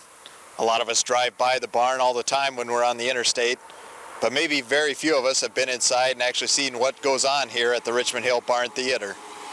So we took the JCTV camera crew and went inside and decided to find out what goes on inside this landmark. Well, we're here on the main stage of the Barn Theater at Richmond Hill, and I'm with Mike McBride, the president of Richmond Hill Players.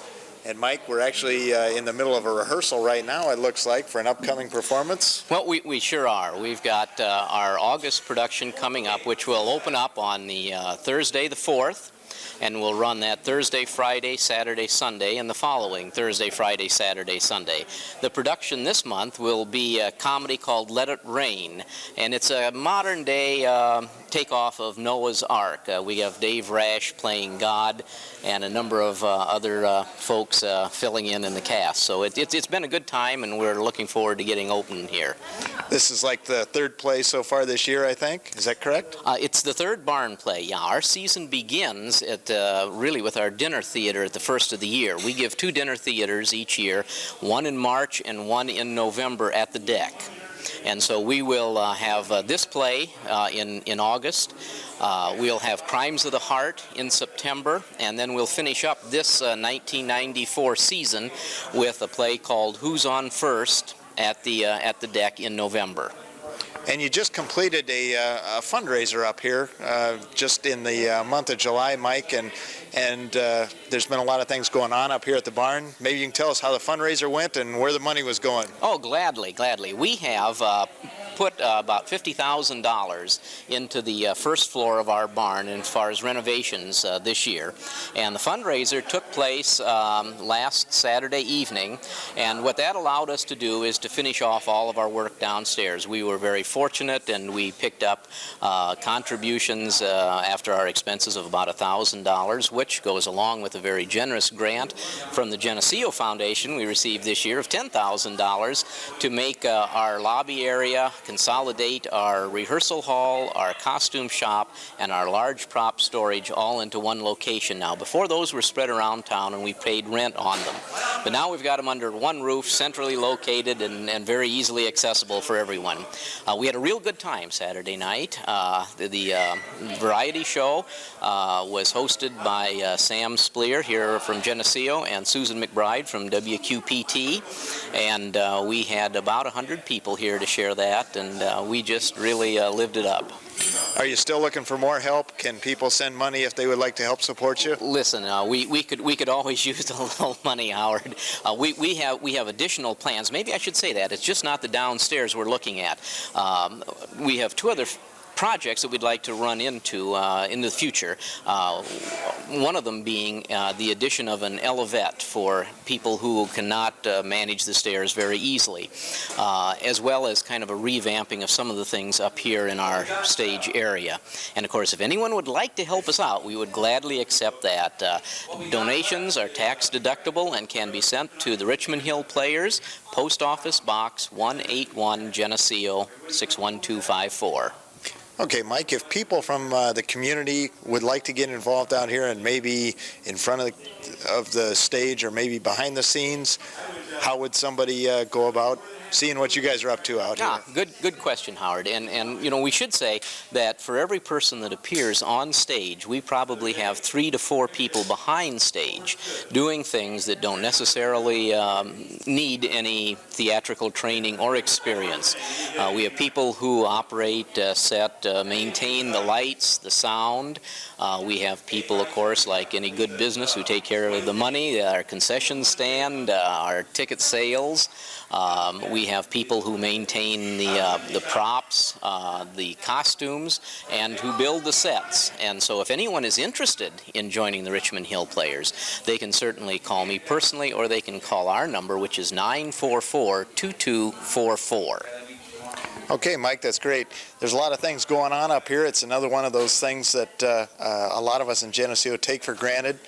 It's great entertainment. They draw people from all over the area, and come on out and check it out. Mike, one more time, maybe you can remind us what the names of the plays are and the next two performances. Glad to do that. Out here at the barn in August, we'll have a comedy called Let It Rain. In September, we'll have another comedy called Crimes of the Heart. And at the deck in November, we'll have a farce called Who's On First. All of them excellent entertainment and particularly good family fun on this show and the dinner theater. Okay, great. Come out and see them. Reporting from the Barn Theater with Mike McBride, Richmond Hill Players, I'm Howard Beck for JCTV.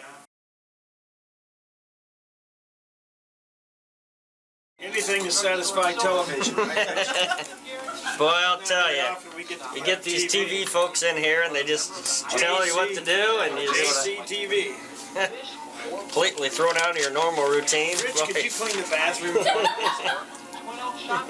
Okay, let's see here.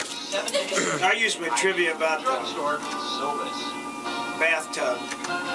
No, hospital bed. Experienced the real-life tale of an trapped family who fled from Austria to America during World War II. Kind of gets you in the mood to talk sports, doesn't it? Yeah, kind of. All right, we've got youth golf tournament. Enjoy such favorites as Elderwise. We got that fundraiser tomorrow, and Maple Leaf Girls Tennis Camp. Oh, I got a hospital bed here. Come alive with the sound of music. It's time to be serious now. What's that? Yeah. It's time to be serious. I got any of that blizzard. Yeah. Oh, it just sticks right here. 6:13 at WGEN. Welcome to Sports Talk on this Tuesday morning. I'm your host, Rich Kenny, along with Rick Pierce in the studio. Good morning, Rick. Good morning to you, Mr. Kenny. Beautiful day. Hey, July weather. This is fantastic. Can't beat it. That's right. Well, Rick, we're both You've only standing got up today. You only got what? About 3 days left, and you're out of here. 4 sport talks. 3 days and a wake up. Yeah. Something like that. Yeah, we're standing up. Well, you normally sit down at this time of the day, but we got JCTV in the studios. Always wanted to be on TV. Move that camera over here, Keith, a little bit. Get it straight away. Hi, Mom. Try to find Rick's good side if you can. Yeah. Let's see. There's no good side. I can't turn around. There we go.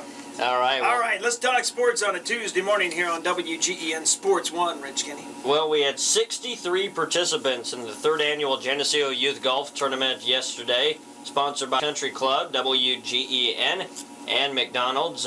Tournament co-director Gary Harlacher stopped in a little bit earlier this Hi, I'm Deanne McCullough reporting for JCTV.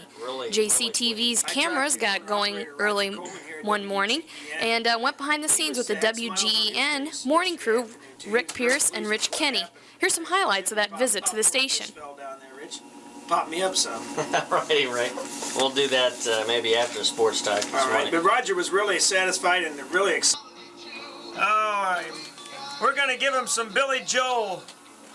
Still rock and roll to me. Good Lord willing, and the CDs work.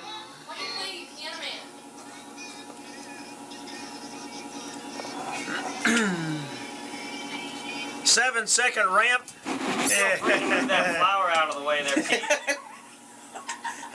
I hope that wasn't strategic. Make sure I push the right button.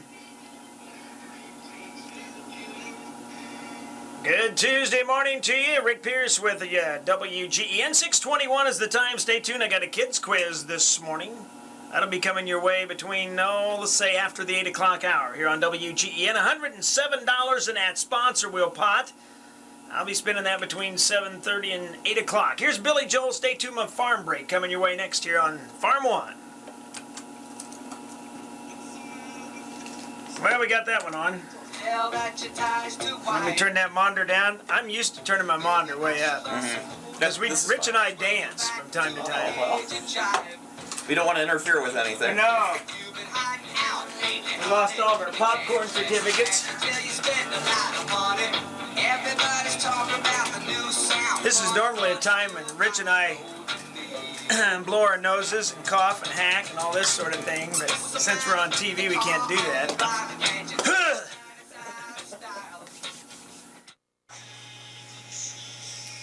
Always like to give them the time early in the morning so they know how long they got to get to work.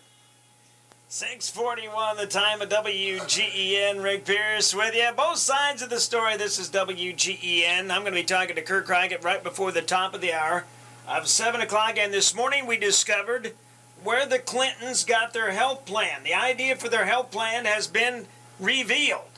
I know where it came from. I'll be talking to, well, I guess Kurt's on vacation. I'll be talking to Jimmy Sorensen from the Chicago Atkinson Livestock Market. Stay tuned.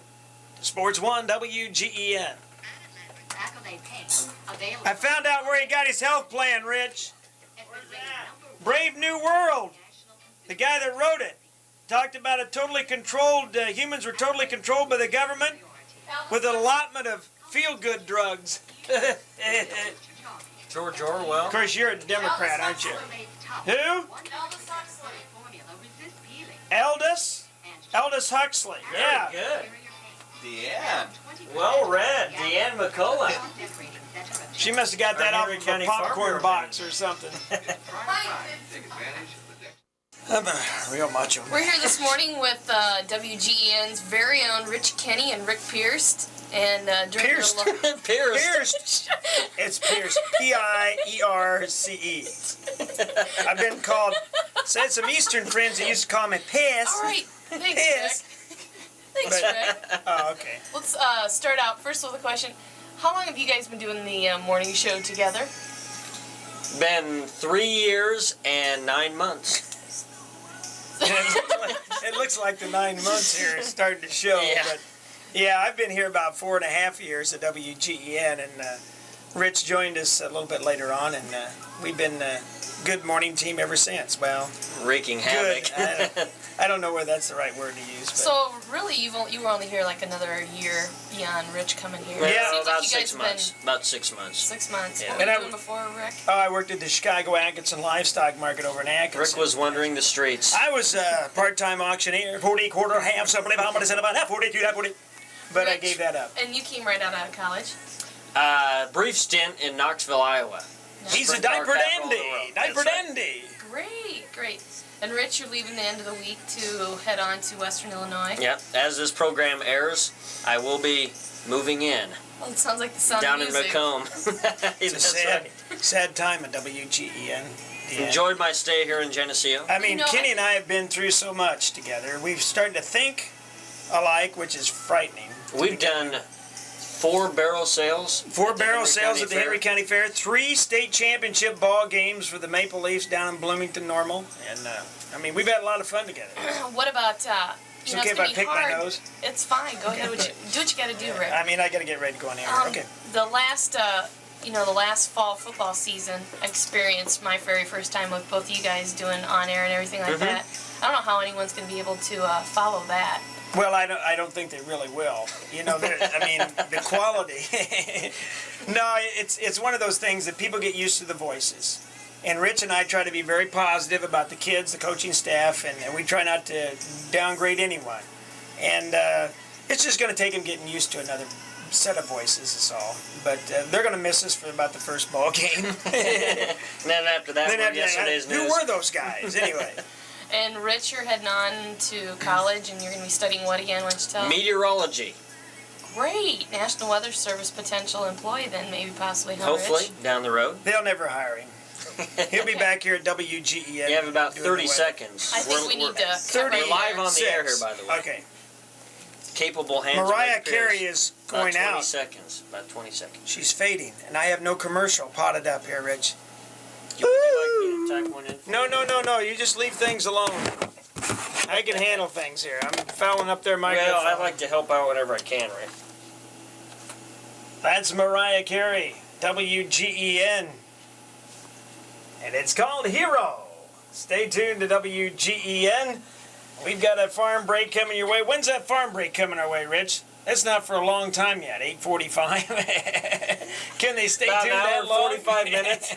Got them on the edge of their chairs. We are going to check in and find out all about those early morning hogs at the Chicago Atkinson Livestock Market here on WGEN.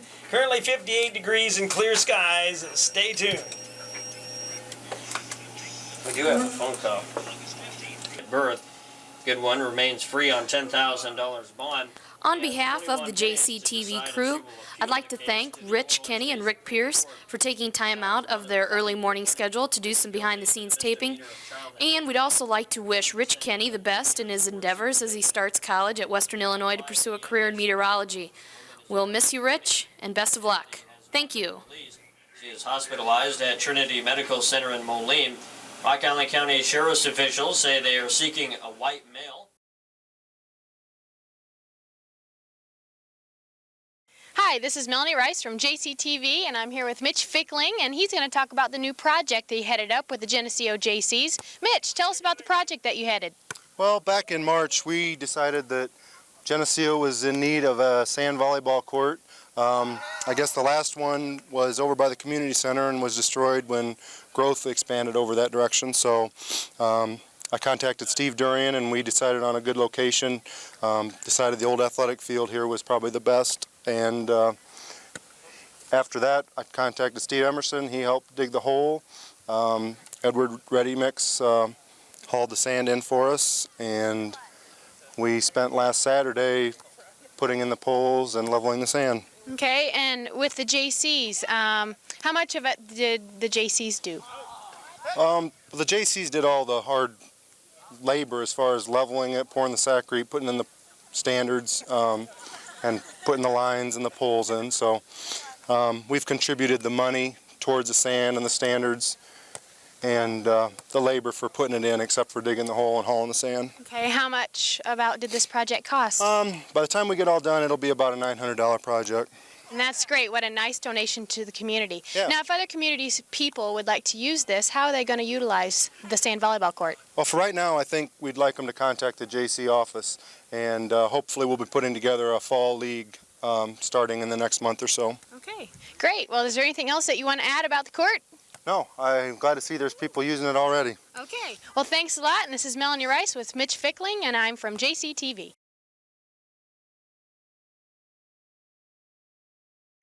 On Monday nights at 7 o'clock on Channel 4, we're watching JCTV. JCTV.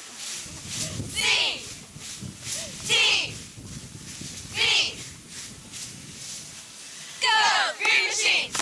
Go Green Machine! Go Green Machine! Go Green Machine!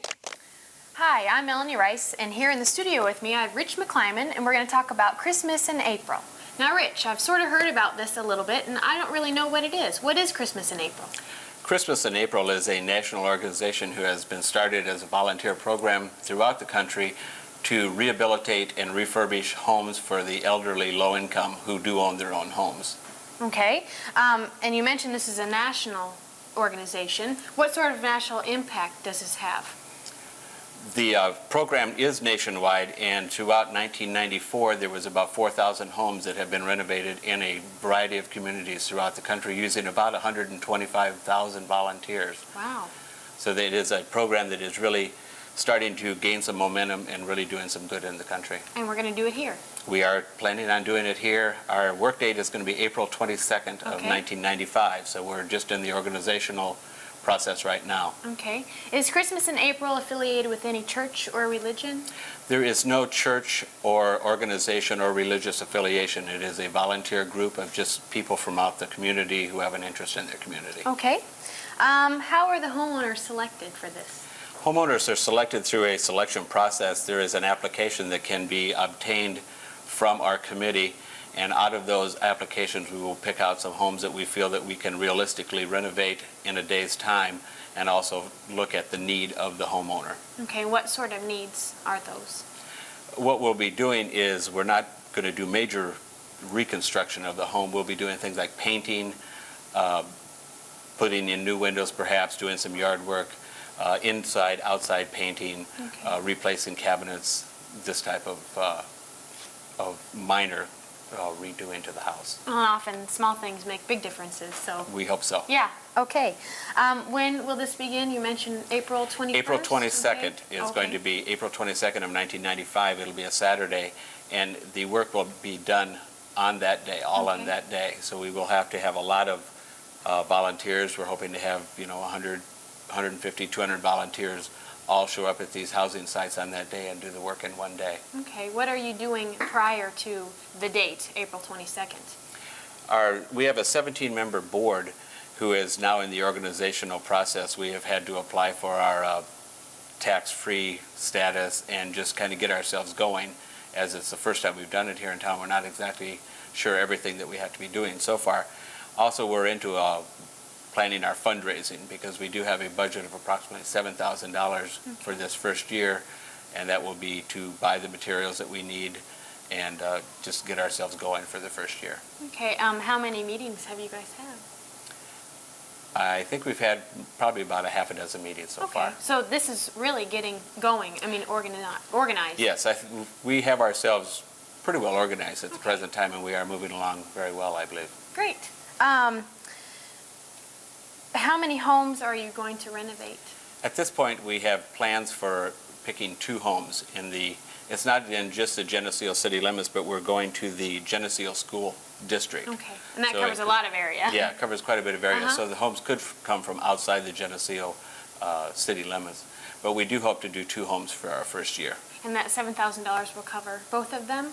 We'll cover both of them, right. Okay. That's our total budget for this year. We will be asking for a lot of volunteers and also donations, financial donations and material donations to be used on the houses on that day. As far as volunteers and money and donations, etc., you know, what kinds of things can the community be looking for in the paper or?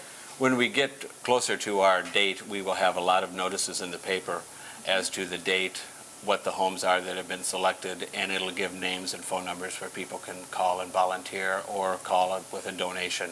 Okay, and you'll be doing some fundraising also then? We will be doing fundraising constantly between now and the time we reach $7,000. All right. Is there anything else that you want to add about the program?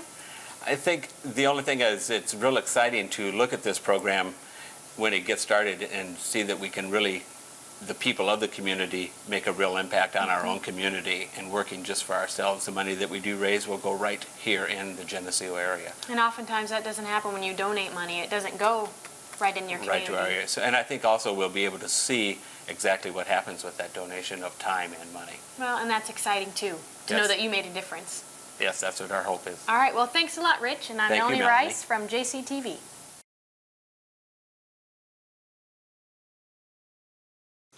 Hello, this is Keith Kennett with JCTV. Well, as you can see behind me, workers are putting the finishing touches here on the new playground equipment at Thomas Gorman Playground at the city park here in Geneseo. Today it's a kind of cloudy, cool day while we're taping this for JCTV, but pretty soon I have a feeling things will be heating up here at the playground once the kids in the area get a chance to get on this new equipment. So come on out to City Park. The park board assures me that by the time you're viewing this tape, the new playground should be up and operational. For JCTV, this is Keith Kennett.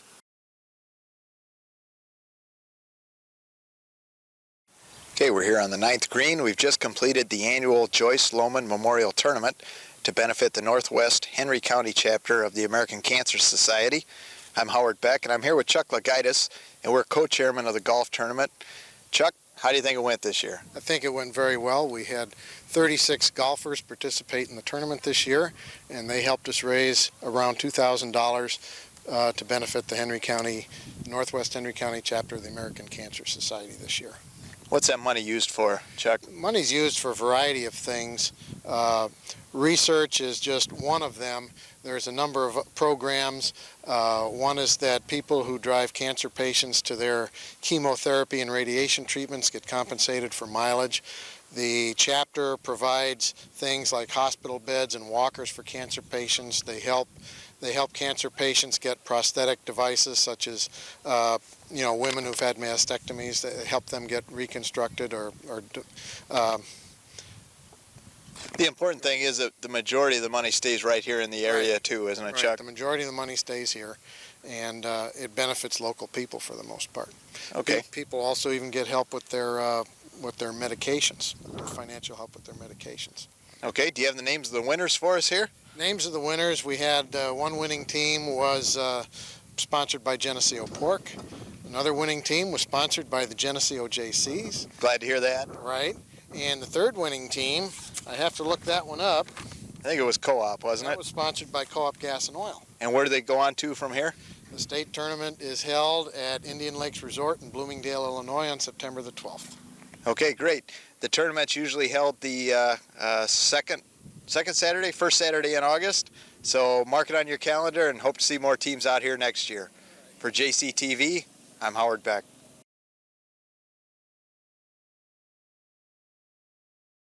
Hi, I'm Renee Moore. And Angela Himmelman.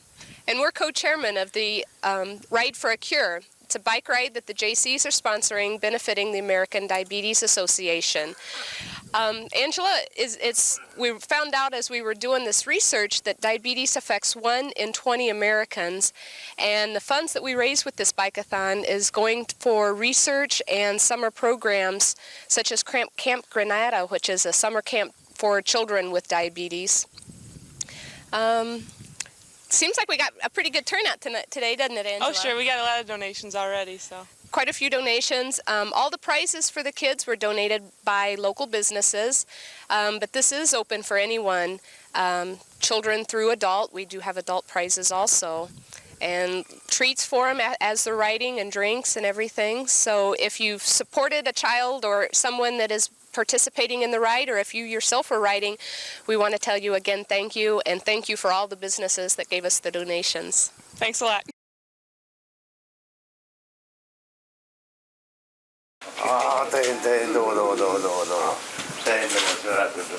A delegation from Shinto, Japan was in Geneseo recently.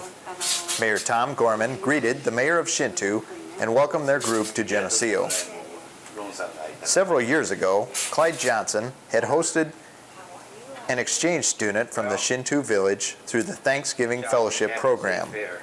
As he continued communication with the student, an idea for a program developed. The program was called Love Through Understanding. It was designed to promote cultural exchange between the two communities. Over the next several years, students between the two villages have visited each other and lived in the homes of the families of each community. Recently, the mayor and village council from Shinto spent several days visiting various points of interest in Geneseo. We're a licensed child care facility that provides daycare for children while their parents are at work or at school or out into the public, maybe doing some public service work, something like that. We care for 154 children on a daily basis, and we're funded by parents' fees and by federal and state monies. ですね、ここはですね、デイケアセンター、子どもたちのためのデイケアセンターでございまして、公の機関として、公共の機関として現在使われておりますけれども、大体ですね、学校に行ったりさもなくば就業しているその両親のために子どもを預かるわけですね。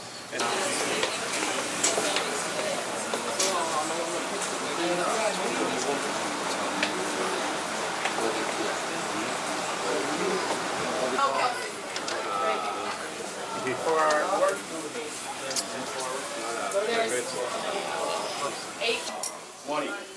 You guys say hi? Yeah. You guys want to play Shy now? Yeah, what is it? Yes. Yeah. You guys say hi? Say hi, Kenzie? No, you mean Shy. Mike will say hi. Tell him hi. How old are you? 2, 2.5. Oh, Some of them are 3. Those guys over there are hiding. And then we'll go to Meg's room. She's waiting. Okay.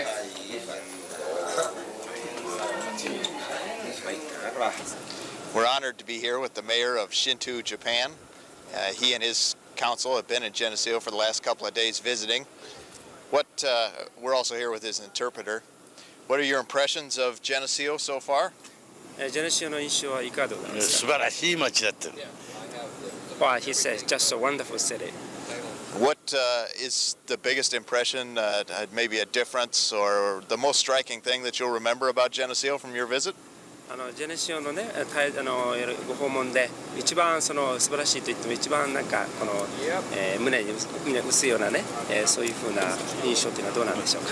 やはり人間性がなんか一番ね親しみがあって、やっぱり一番いいような感じがしますね。Well, the people here in Geneseo seems to be very wonderful, especially about personality and humanities. They are so kind, so generous, and he is also very impressed about these people's attitudes. Well, thank you very much. We're very honored that you're here to visit us. Thank you. Thank you.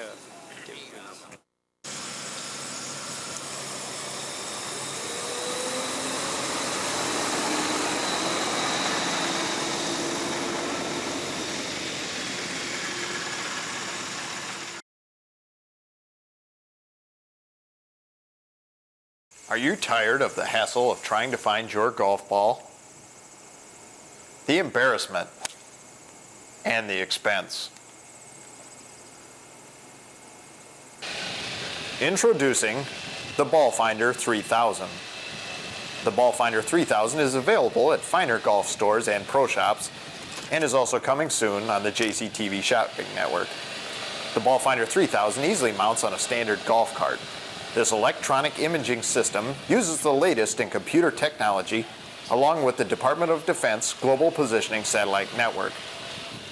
The Ball Finder 3000 quickly and easily locates your golf ball within 3 inches anywhere on the planet Earth. Ball Finder 3000, 1995.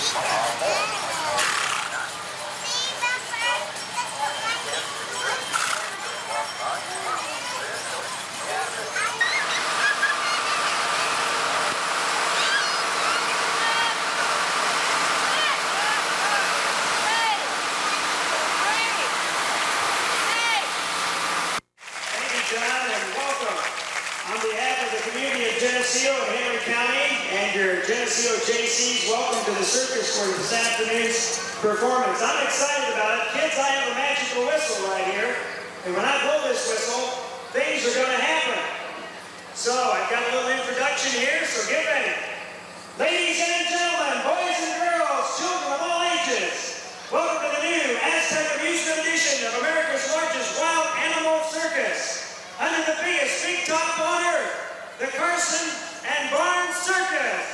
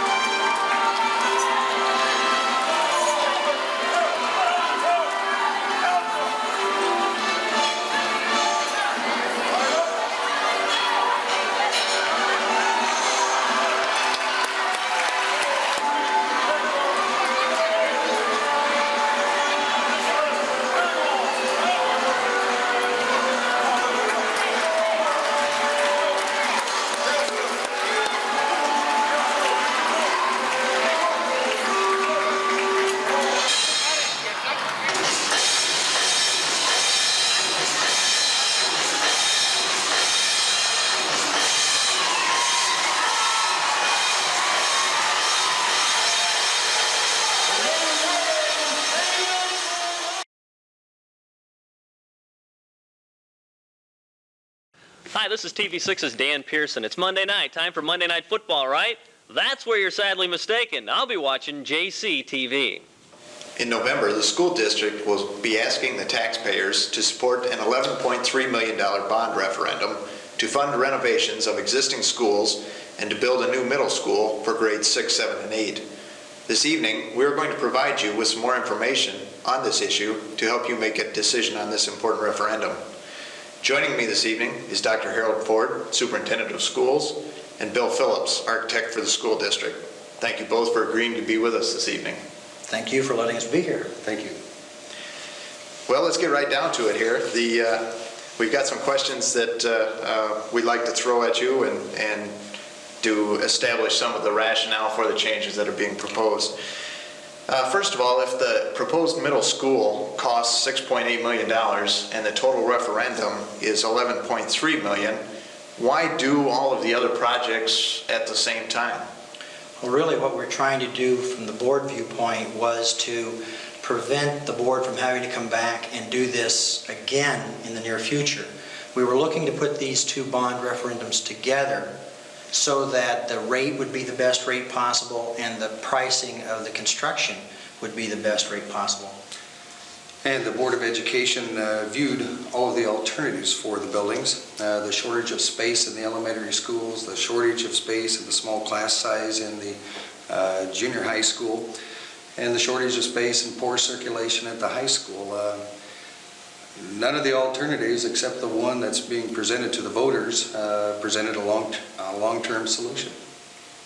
We were trying to repair these old buildings and at the same time add a new building that would allow for needed expansion, and that will work unless this community grows an awful lot in the next few years. Okay. A major part of this, of course, is the middle school project, and recognizing the fact that the existing junior high is an old building and it has a lot of stairs, which causes problems. Isn't the basic structure itself sound, and wouldn't just some additional renovation cause that building to be usable for a number of years yet? Well, there's no doubt that the existing junior high school is a sound building. A new federal law, the Americans with Disabilities Act, however, requires that all programs, services, and activities offered in the district be accessible.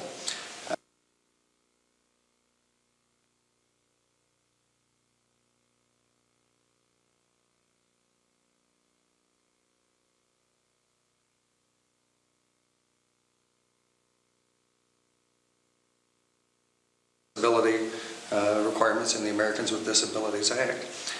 We prepared many alternatives for consideration by the Board of Education, and these alternatives range from building a small addition on the west side of the building, basically an elevator and a classroom, to building a larger two-story addition on the east side of the building. These alternatives ranged in cost from $1.7 to $2.8 million. They were really short-term solutions that would have left the district vulnerable to people still filing suit under the Americans with Disabilities Act. In addition to the life safety work, well, I should say we also surveyed the entire building for life safety items. And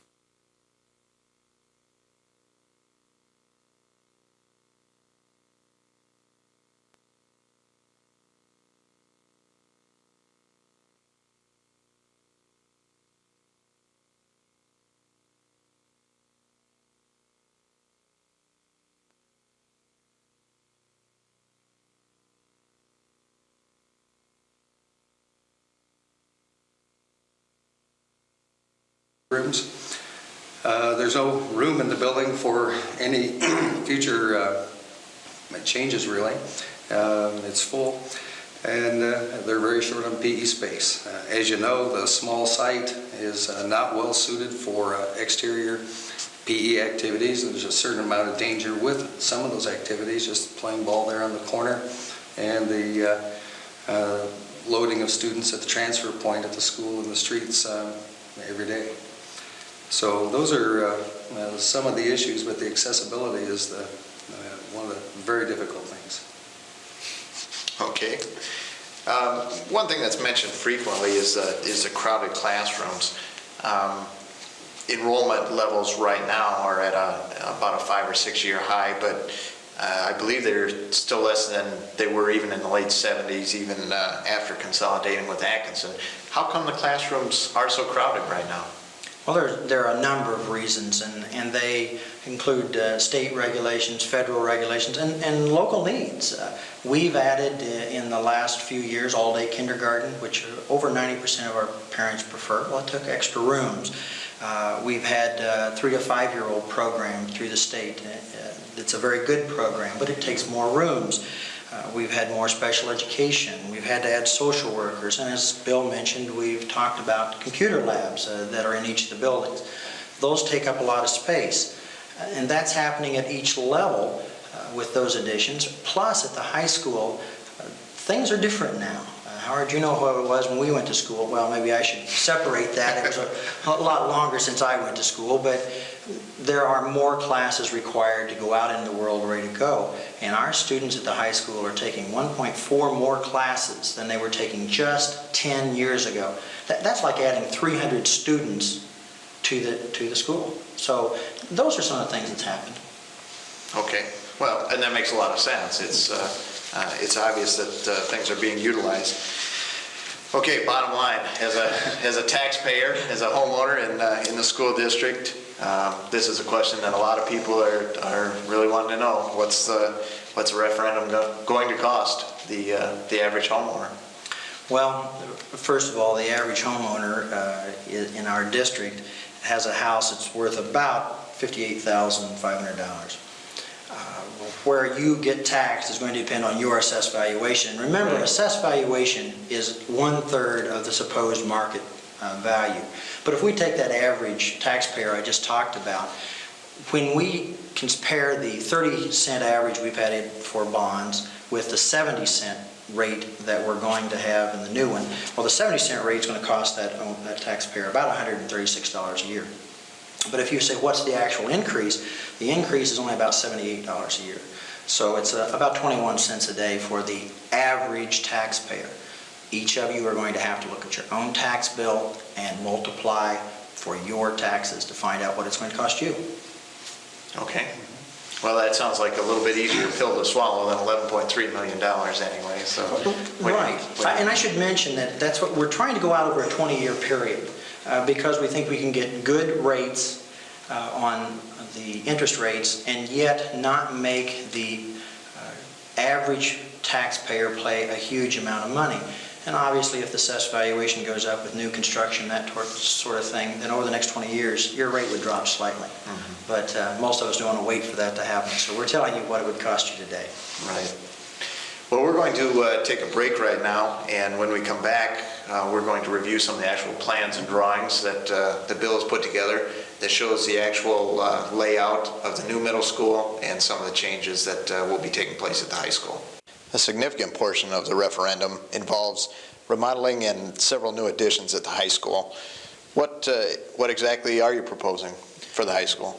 Well, we've been working on this for about a year with the board and the administration and teachers talking about what are the shortcomings of the current high school and what do we need to do about it. Those ideas were all kind of put together and then were handed over to Bill Phillips and said, Bill, what can you do for us? And with that, I think we'll let Bill show you what he did for us. That'd be fine. Thank you.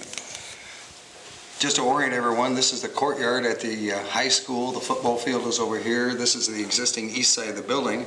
The plan envisions a new north-south corridor to improve the circulation, improves a new computer room, classrooms on the east side with a multi-purpose shop, proposes remodeling of the science areas, of this science area, the addition of a new science room, new ag room, remodeling of the existing science rooms, and very importantly, the expansion of the instrumental music program with uniform storage and other facilities, and the expansion of a PE station weight room in this area. The plan is arranged for after-school hour use and summertime use, and this basically covers the renovations and additions in this area. A small girls' locker room addition is planned for adjacent to the existing girls' locker room. A small expansion of the wrestling area to free up some classroom space on the second floor is planned, and a small remodeling of the administration area for changes needed because of changing student services, social workers, the nurse area is also proposed at the high school. Okay. One thing that is a very large part of the referendum, obviously, is a new middle school. And this middle school concept is something that is probably pretty foreign to a lot of us that are not in education. Dr. Ford, what is the importance and the value? Why is this such a critical thing for us? Well, it's because of the change in children.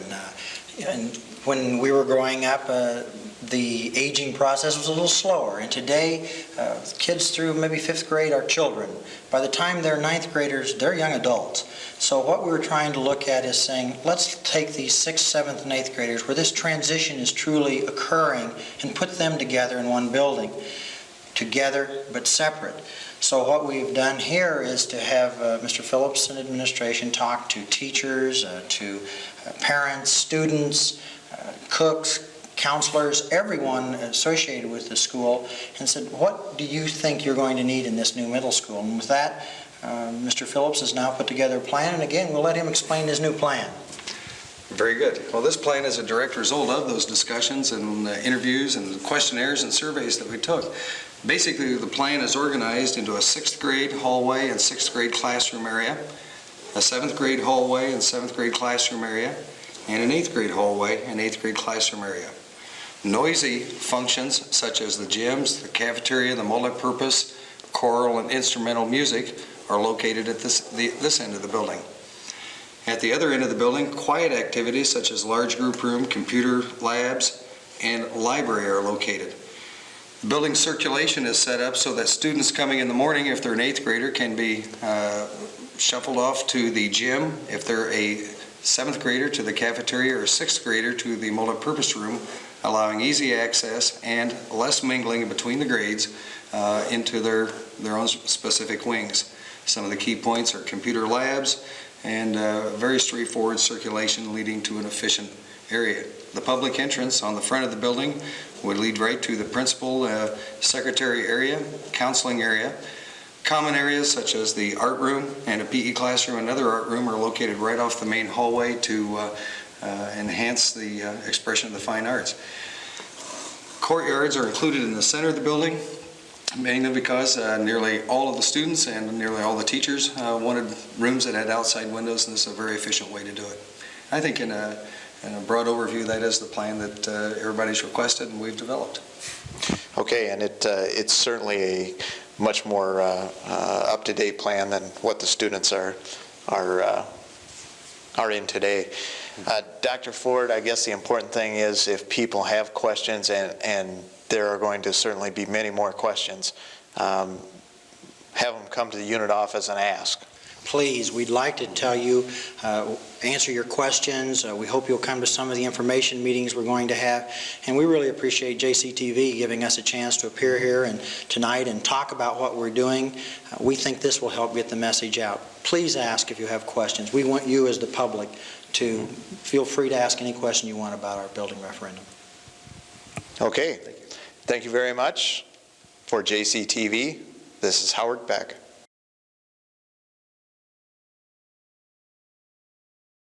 Okay, last month, as you may or may not remember, we had a prize that we were going to give away. We had a contest. Richard Ruzak was the winner, and we'd like to show you how we presented him with the gift.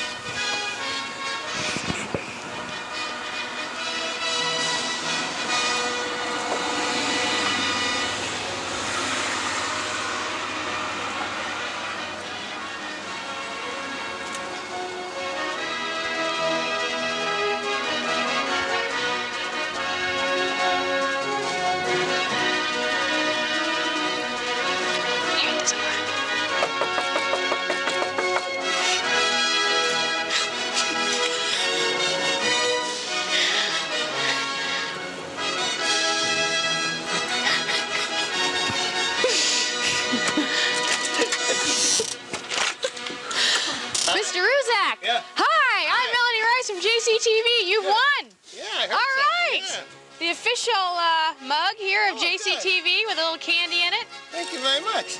A happy, smiley face balloon. Thank you. And the official Diet Cola of JCTV.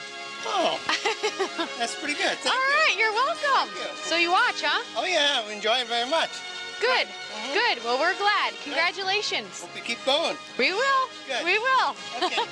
Thank you.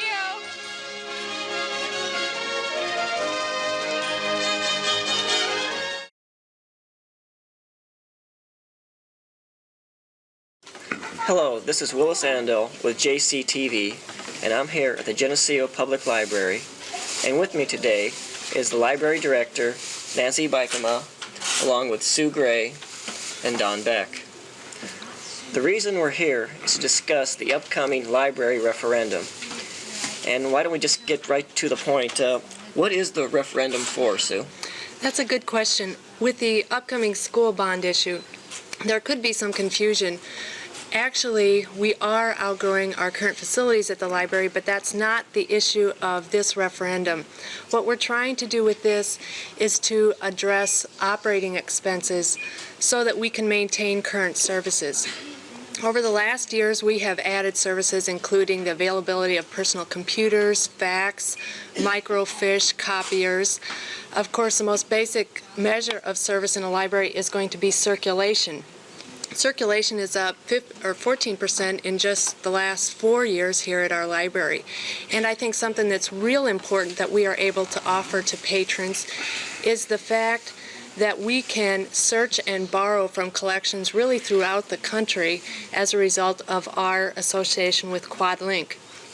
Now, with the expansion of online services, we are going to be able to increase our borrowing capabilities even more in the future, but of course that's more expensive, and I guess that's part of the reason we are looking forward in this referendum to future growth as well as our current needs.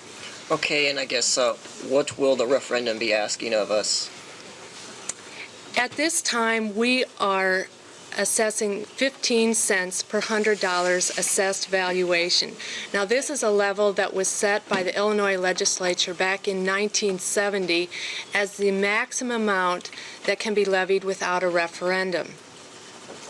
We have been levying at this amount for over 20 years, and yet at the same time, in recent years, just to meet our operating expenses, we have had to go into interest from our endowment fund just to meet these expenses. What we're asking for now is an additional 10 cents, which would take us to 25 cents per $100 assessed valuation. Although that would just be a new cap for us. That's not where we intend to levy at this time. What this would mean to taxpayers for an average Geneseo district property at $60,000 assessed at $20,000, the current tax would be approximately $30 for the library. If the maximum increase were levied against that property, it would be an additional $20. Although remember, it's not our intention to go to that maximum immediately. That's something that we're setting aside for future growth. Okay, thank you, Sue. Don, could you tell us why the tax increase is necessary?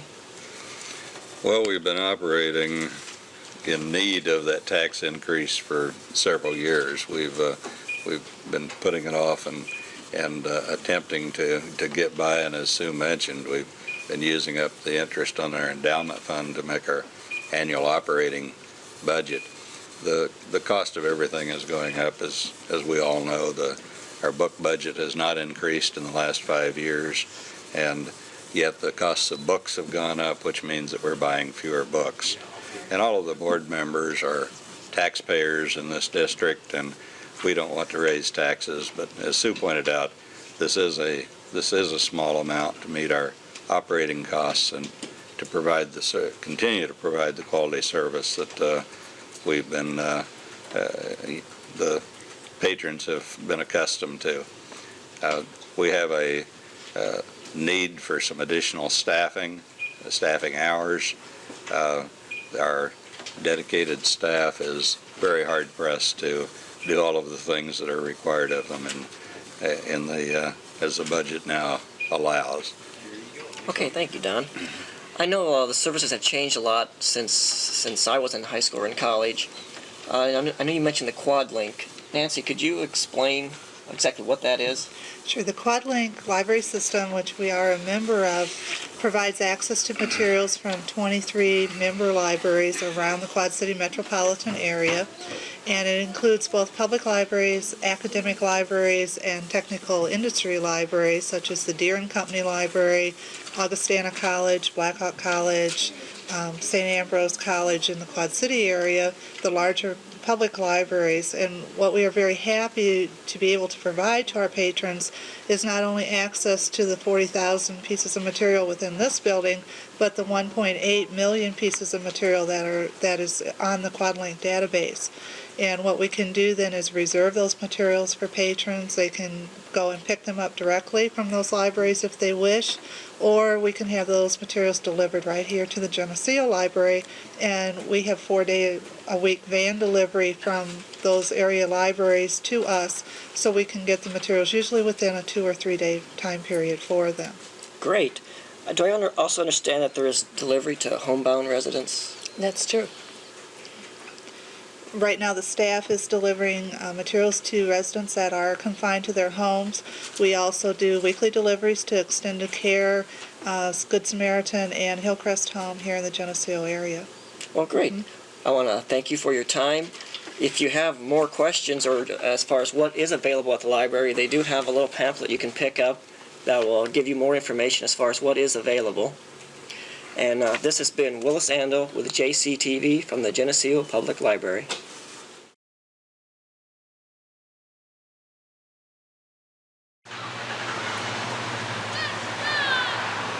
We're here at Uncle Bill's Pizza in the Aldi's parking lot with Bill Schilling, the owner. Bill, we've had a lot of people ask us they would like to watch JCTV, but they may not have cable.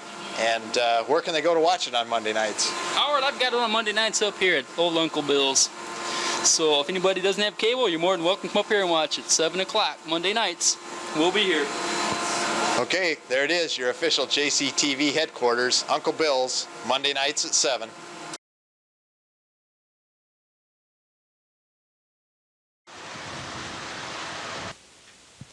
The Central Theater has been a fixture in downtown Geneseo for as long as most of us can remember, and recently it's temporarily closed for a short period of time, hopefully. We thought this would be a good opportunity to uncover some of the history of the Central Theater and talk about how long it's been in Geneseo. And joining us this evening are John and Dorothy Greenwood. And John, I think you've got a pretty concise history of what all has happened there at the theater, and maybe you can fill us in. Well, the theater. I don't go back to the very beginning, but let's just start out with this. First of all, speaking of entertainment, I'm going clear back to about 1905 when they had Chautauqua in Geneseo, and I wasn't around when it started, but that was entertainment that they had then in Geneseo. Then it was about, don't hold me exactly to these figures, but it was about 1908 when the Methodist Church, or what was the Methodist Church, changed into the Wigwam, which is today the VFW Hall. And the old Wigwam was where they had the movies in the wintertime. It cost 5 cents for children and 10 cents for adults. Now, in addition to the Wigwam, they also had what was known as the Air Dome.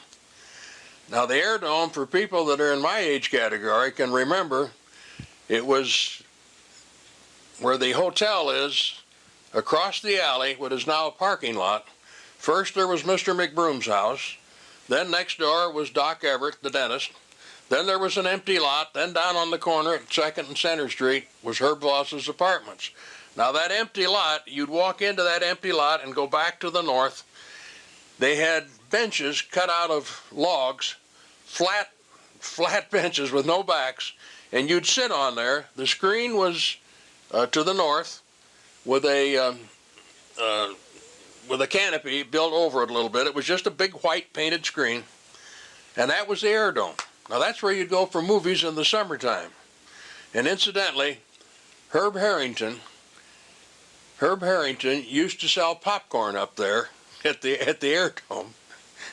Herb was a photographer, but he had a peanut stand downtown. I'm not just sure where it was. I think it was right between the next to the theater there, next to Walter's building and Mabel Brown. There used to be a shoe shine parlor in there where Donk Nicewinter used to shine shoes. And that originally, I think that's where Herbert had his peanut popcorn stand. Well, anyway, let's go back, way back. Back in those early days, Mrs. Mabel Sand, that's Mrs. Perry Sand, used to play the piano in the theater where it stands right now. She was there for over 30 years. Later, when it was changed over to the new Geneseo Theater, on Saturday night they would have an orchestra down there in the pit to play the music during the movie. And Mrs. Sand was joined by her husband, Perry. He played the cornet. Gus Miller played the trombone. Ernest Miller was on the clarinet. Freddie Mossengard, the tailor, played the drums. And also Harry Wiedenhoff and Lila Skinner played in the orchestra. And on Saturday afternoon, I would sit in the front row and watch. They used to have serials, you know, that would be continued every week. And I'd watch the serials and the cowboy pictures. And years later, I hate to admit this, but Mrs. Sand told me that she says, I can remember you. She said, you used to sit in the front row and you'd get so excited at those movies. She said, you'd be kicking. And she used to kick me in the back when I was sitting there playing the piano. Well, that's what Mrs. Sand told me. Anyway, the new Geneseo Theater opened in July of 1924. Now, the building was owned by Frank DeLander, and the movie business was owned by Jack Green. Jack Green used to be on what they called in those days the RKO vaudeville circuit, and he was a juggler, and Jack was a good juggler. And down at the theater, Jack had pictures of people like, well, for example, W.C. Fields, run on Saturday and Sunday, and then either on Wednesday or Thursday or sometime during the week, they would have a double feature. This is all of these shows in 1 week. We're lucky to run one show for a week or 2 weeks today. Well, anyway, the first talkies came to Geneseo. Now, I'm just kidding when I say it, when I call it talkies, but that's what they called it then. They called it talkies. In 1929, that was Al Jolson and the Jazz Singer. Now, that was the first sound movie that came out. But here, it was called Vitaphone. Vitaphone was simply a record that they play up on the booth and they try and synchronize the record with the movie. And it didn't always come out right on the screen. I mean, sometimes, you know, the mouth would be open and they'd already sung and so forth. But anyway, that's the way it started out. Then, when was it? That was in 1929. The Jazz Singer came out in 1927. Small theaters like Geneseo took a little while to get changed over to the equipment. So in 1929, and then of course later on, everything went into sound on film. You're my friend, aren't you? Huh? You're my friend, huh? Yeah. Got a little itch, huh? Can you give us any clue as to what the future holds? If you remember the ad that we were running Forrest Gump, which I think is one of the finest pictures we've ever run, and the first night we had 5 breakdowns in the first half hour. Now, part of the reason for that was, you'll have to understand, Forrest Gump was an exceptionally long picture, and even though we're equipped to run up there, we can run on those reels we have. Those reels stand 5 feet tall. The equipment we have is custom equipment, because this is designed, when we first went into it was all designed as what you might call a ma and pa kettle operation. It was designed so that you could get everything ready upstairs, go downstairs, work on the concession stands while your wife or partner, whoever, sold the tickets. Well, that's fine. That's great, except if you recall, we like to show our slides before the movie every night. And I guess that's the reason we went into it, because we've been very fortunate, we've been very lucky, we've had good health and been able to make good connections. We've been able to travel. We've been in 34 countries around the world, and we've accumulated over 30,000 slides. Well, out of those foreign trips, and even a lot of the local, before the show every night, we like to show those slides. Now, I'll just say to you what I always tell other people. I says, you know, this is wonderful. People pay to get into the movie, and they sit down, and I start my slides. Well, you know they're not going to get up and walk out because they paid to get in to see the movie. I've got a captive audience. So that's what we've been doing. We love it, and majority of people, I think, enjoy it. So it's been an outlet for us for entertainment, and that's what we like. So the ad originally said, Central Theater temporarily closed for repairs to the projector, the projectionist, and the cashier. And unfortunately, this is the truth. The projector broke down. We've got some very good friends from down at the cinemas that are helping us getting it repaired. The projectionist, meaning me, I'm on the mend. We've got some good doctors and specialists, and I've been in and out of the hospital. I think they're finding some of the repairs. Dorothy is also under specialist treatment. We're at the halfway mark. We don't know, but we think that's going to be, we hope we can get that corrected. So if we can get all three of us back in running order again, we would like to get open again, and then, well, what's going to happen, I don't know, but our goal is to get back to the theater, get it open, and then make plans for the future somehow that theater will continue after we're unable to stay with it. I hope that answers part of your question. Well, I think it does, and again, I'd like to thank you for being with us and filling us in on the history of the theater, and again, thanking you for taking on this community service, which is truly what it has been for the last 18 years. For JCTV, this is Howard Beck.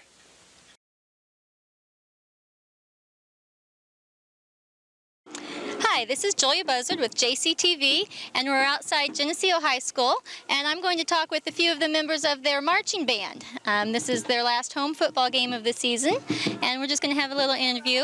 First of all, if you'd all just tell me who you are and what you do in the band. Carrie Birmingham in color guard. Jameson Weiser, drumline. Lyle Burgoon, winds, baritones.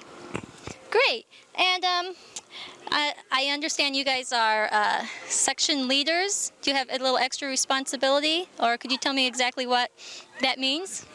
Well, I think we take most of the responsibility for what the sections do, as far if we get in trouble or. So if somebody messes up, yeah, you've got it. It's our fault.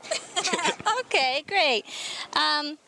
Approximately how much time do you guys spend preparing and practicing for your time with the band, either here at school or additional time at home? We'll start with the band members. It's usually about an hour a day, 5 days a week, and then we have a week before in the summer in which we practice.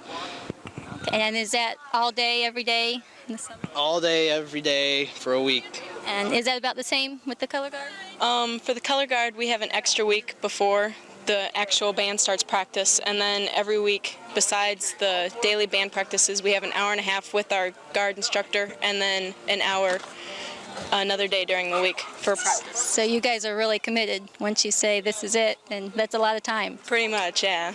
Okay. Could you just describe for somebody that maybe hasn't seen the band, what is it that the color guard does?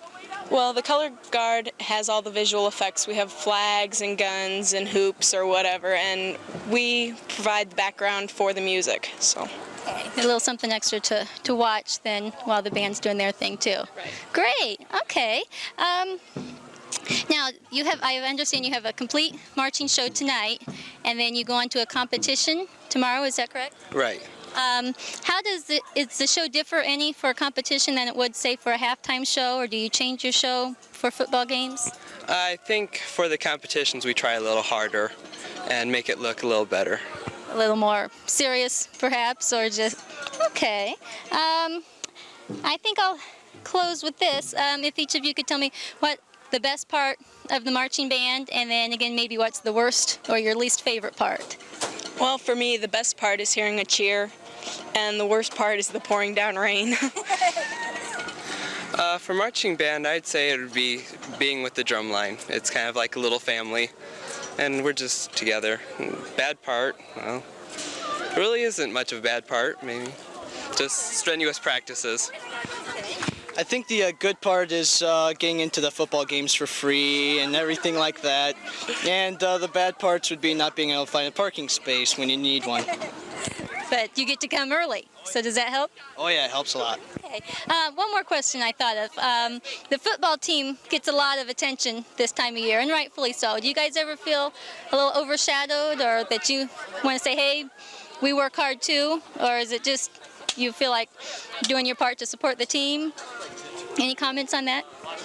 Well, sometimes I know that a lot of the people in band feel like we're overshadowed because Geneseo is such a big football town, but then when we show up to a competition and we have all these thousands of people waiting to just see us, it's really a good feeling, and it makes up for all of it.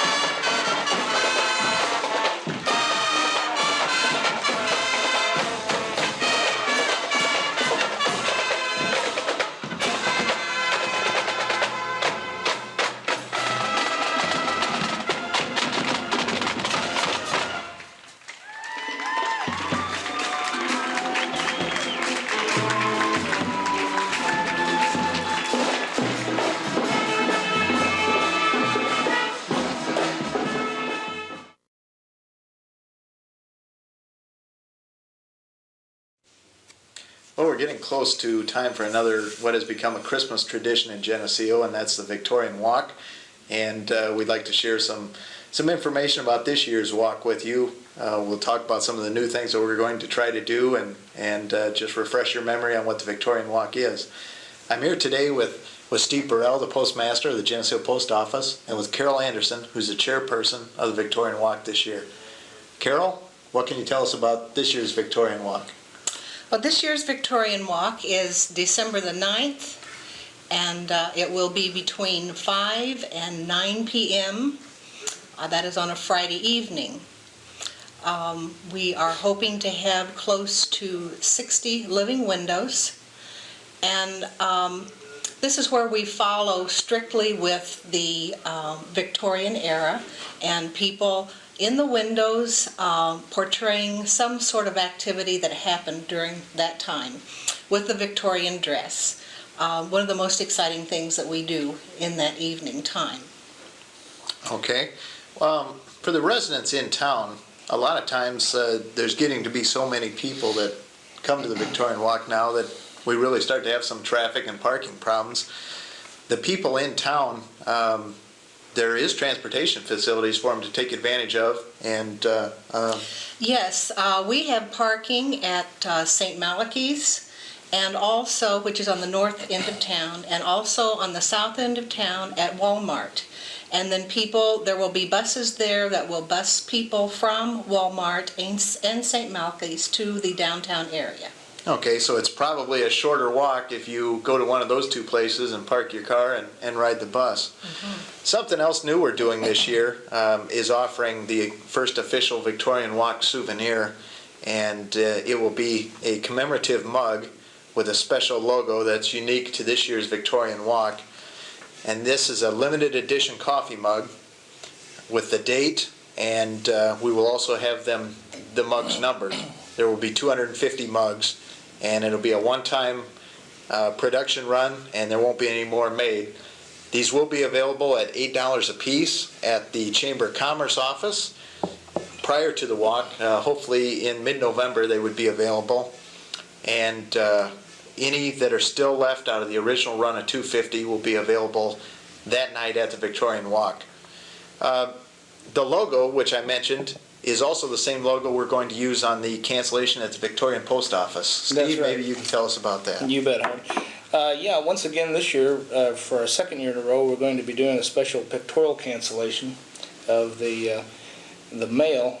Folks who have Christmas cards that are ready to go by the night of the Victorian Walk can bring their Christmas cards in, receive a special cancellation, and all of their Christmas cards will then be delivered with that cancellation on it. It's kind of a nice, unique thing to the city of Geneseo, and something that a lot of people last year, for the first time, they were very excited about it, and I kind of anticipate a greater number this year. I think we'll get a good turnout. The pictorial cancellation, incidentally, is something, this goes out nationally in the Postal Bulletin and in stamp collecting publications, and folks send in cards and envelopes from all over the country to receive this cancellation, and they can do that up to 60 days after the date of the event. So we'll be doing that. I can show you how that will appear. Do you have a sample of us? Sure, Okay. that will appear just like that. Okay. And also we will be selling postcards and envelopes. If someone just wants to receive a cancellation and to have it as a collector's item, they can come in, purchase an envelope or a postcard, or bring in an envelope with a stamp on it, and we'll be glad to cancel it for them that night. This year we'll be located at 119 North State Street, which is the Mel Foster office, and we try to prepare it with some antique postal equipment that we happen to have here in the building, and we also borrow a window unit from J&S Antiques out on Interstate 80 at Manlius. So that comes in real handy. It sets the scene real well for us. Okay, great, and it's incentive for everybody to get your Christmas cards out early. I know I need that boost. Mail early. That's right. Absolutely. Carol, I'm sure we've overlooked something in this brief overview. What have we forgotten? Well, we might mention that on November the 20th, we will be having our Christmas tree lighting in the park, and that's when we light our big tree. Also will be our arrival of Santa Claus. We also, on the day after the Victorian Walk, December the 10th, will have an ice sculpture contest, which includes students throughout the area. And if anyone is interested in that, they can contact Mel Snook through the high school. Okay, and those kids always do a great job. Those ice sculptures are always impressive. They do. Very impressive. And I hear there's rumors that Santa Claus might be coming in by helicopter. We're not sure at this point, but it's possible, so keep your eyes and ears open. So there's a lot of things going on. Geneseo is a great place at Christmas time, and we hope everybody comes downtown and takes advantage of all the activities.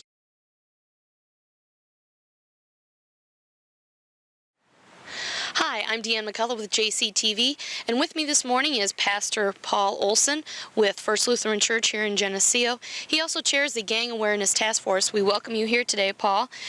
First off the bat, we'd like to kind of find out, how did you get involved with this program? About a year ago, we had an incident in the community in which, during the homecoming time of 1993, we had some rumors and some reports of potential gang activity.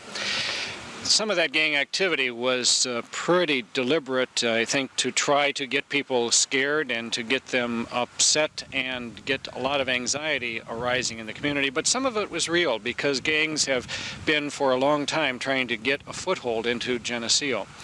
At that time, there were several of us in the community who realized that what we need to do is we need to provide some options. We need to look at some long-term kind of situations and not just deal with that one particular situation that arose. Out of that happened this Gang Awareness Task Force. A group of folks came together.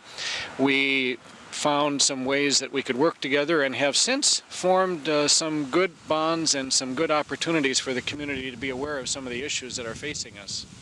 Okay, Paul, and Could you give us a breakdown of the people that are on that committee? Is it parents, professional people? What is it? We have all forms, shapes, and types of persons in the community. We have parents, we have teachers, we have educators, administrators, we have single parents, we have couples, we have numbers of people, we have some youth, some young adults, all people from the community that have an interest in trying to provide a safe and comfortable kind of community in which we can continue to live.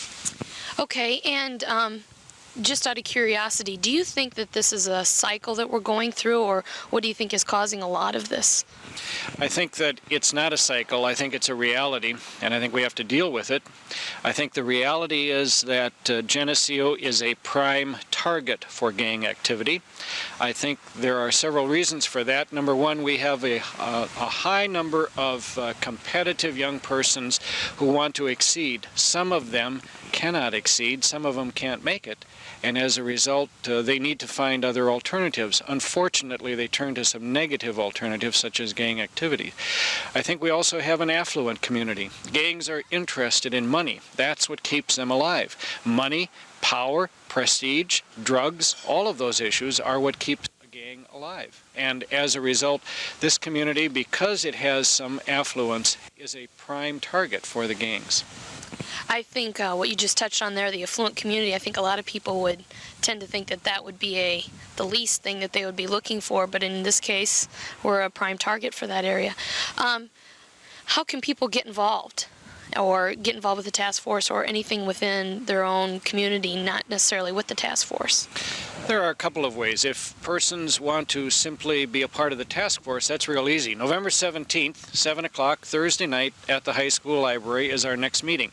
That's an option for folks. They can simply come, participate, work, do whatever level of commitment they're willing to do. That's an important part. That's a commitment that we are looking for. We need more folks that are going to make that kind of commitment. It does not have to be substantial. It can be things such as working at helping parents learn some issues that they're dealing with. It can be working at an event that we have. It can be simply passing out information and literature. That kind of thing doesn't have to be substantial or long-term kind of leadership commitment. Can be participatory. That's one way. The other way is to keep eyes and ears open. If folks were at the last gang meeting that we had with Shane Olison, one of the things that was a reality was that we had close to 200 people there, which meant that we have 400 eyes, 400 ears that are looking, sensing, seeing what's taking place in the community. If you see some activity that looks suspicious, report it.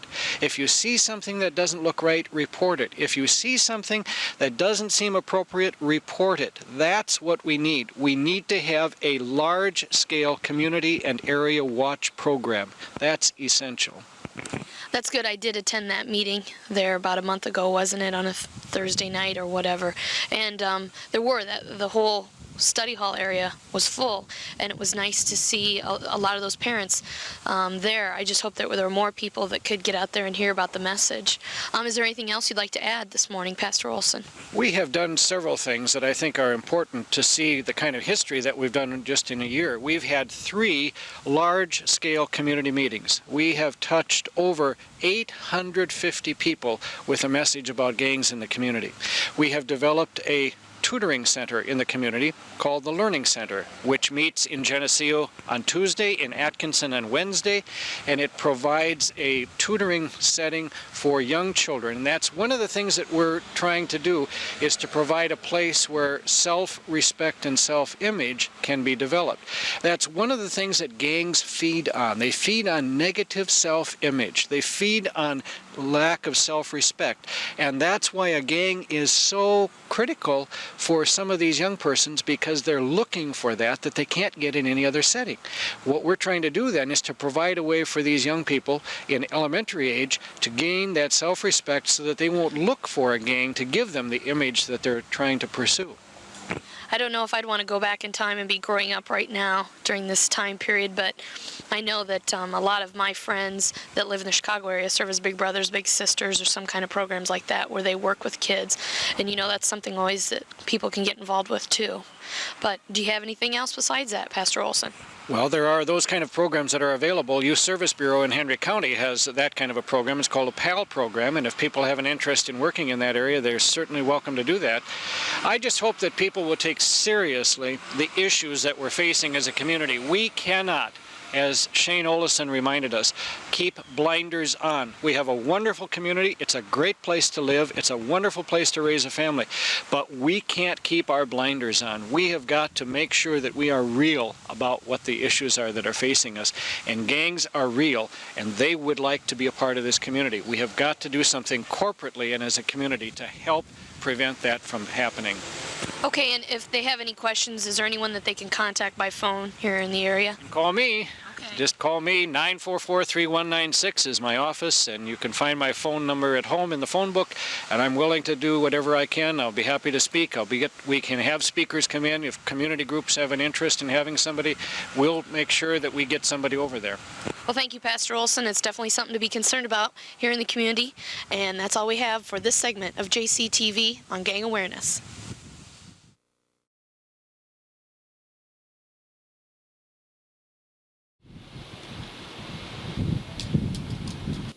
It's 7 p.m. here at WGEN in Geneseo, and time now for local news. Rich, if it's 7 o'clock, it means it's time for JCTV on Monday on Full Circle Communications Channel 4. Well, you're absolutely right, Rick. We better head home so we don't miss a minute of it. Let's put on automatic pilot and get out of here.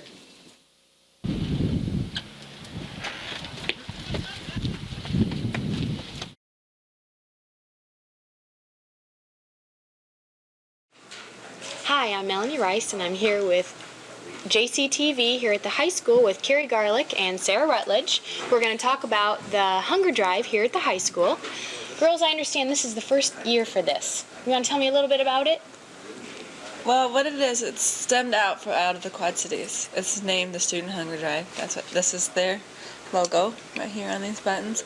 And it's just like 3 or 4 housewives that got together one day and decided that they wanted to start like a metro area hunger drive, and they do like competitions between the area schools, and it started in, I think it was 1982. Okay. They've been doing it since then, and they offer prizes for like the most creative way you bring foods in, and they offer prizes for like if you have 3 pounds per student in your school, you get $500 and just various prizes the last 6 weeks. How's it been going here at the high school? It's been going pretty good. We've almost reached our first goal of 6 pounds per student, and most people are being really involved. One student brought in 391 cans, Tim Scott, in one day. Oh my gosh. So you have a lot of involved students that are getting into this. Great. Why are you guys doing this? I really don't know why. We put with homecoming and everything, it was so early into the year, the student council had to jump right into that. We said, oh, we're going to have this great big long break after homecoming. Everyone's going to relax, and we started this right after homecoming. I think it's just because we just got this big folder in the mail, and everyone's like, hey, this looks like fun, this looks interesting. And we went to a luncheon, and then we went to a week before it started, Sarah and I and 2 other officers. We went to a kickoff party the night before a Wednesday night, and just... Okay, so it was just an interest that you guys had for your organization. Yeah. Okay. What was done here at the high school? Well, every week we have what's called a cram day, and we see which homeroom can bring in the most cans, and we usually give them donuts. The student who brings in the most is getting a $100 gift certificate to the mall, and we're having a drawing within the homeroom that brings in the most for a CD player, a car disc man. Well, the incentive sounds very nice, and I'm sure that's why you're getting a lot of positive response. There's some sort of replications for that. Now, you had mentioned before we got on camera that you're doing things at the junior high, too. What sort of things are you doing there? We went there, we're offering them a free dance at the high school. We're going to chaperone it, the high school students are, and the student council. Okay. It's from 7 to 9 on November 10th, because we don't have school that next Friday. Right. It's a Thursday. And I think pretty much all they're doing is just bringing in cans. We were going to try and do competitions for them, but it's so hard because they have the divided houses over there. But right. I think they're just pretty much just collecting cans. Okay. So a dance with high school chaperones. Yeah. Can't beat that. That sounds like fun. Good. Anything else that you want to add about the Hunger Drive that we didn't touch on? One thing is that all the food that we're collecting will be distributed in the Geneseo area. Wonderful. Yeah, even though it is based on the Quad Cities, the people, it'll still be fed to the people here in Geneseo and surrounding areas. Has anybody in the community gotten involved, or is this just the majority of the work has been done by you guys and the high school students? Well, we are going door to door. Yeah, November are you? 6th. November 6th. Okay. That's a Sunday. At the football game, the last home football game, we had the community bring in food, and we're probably going to do that this Saturday at the playoff game. Okay, good. So people need to be aware of that too. Yeah. Okay, good. Any ideas about what you'd like to do next year if this is successful, or? If it's as successful as it is this year, we'll like to do it again next year and get just as big of a positive response. Okay, good. And it seems like the community at the high school is kind of getting together and for a good cause. Mm-hmm. All right. Well, thanks, you guys. I appreciate it. Thank you. This is Melanie Rice from JCTV.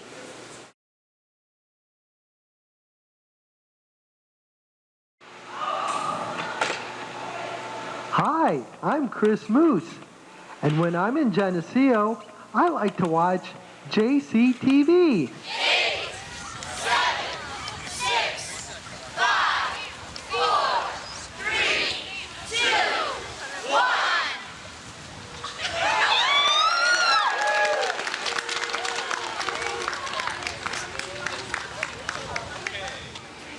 Hi, this is Melanie Rice with JCTV, and I'm here in Walmart in front of the Giving Tree with the co-chairman here, Lynn Tierlink and Sandy Andrews. Hi, guys. Hi. How are you? Good. How are you? Good.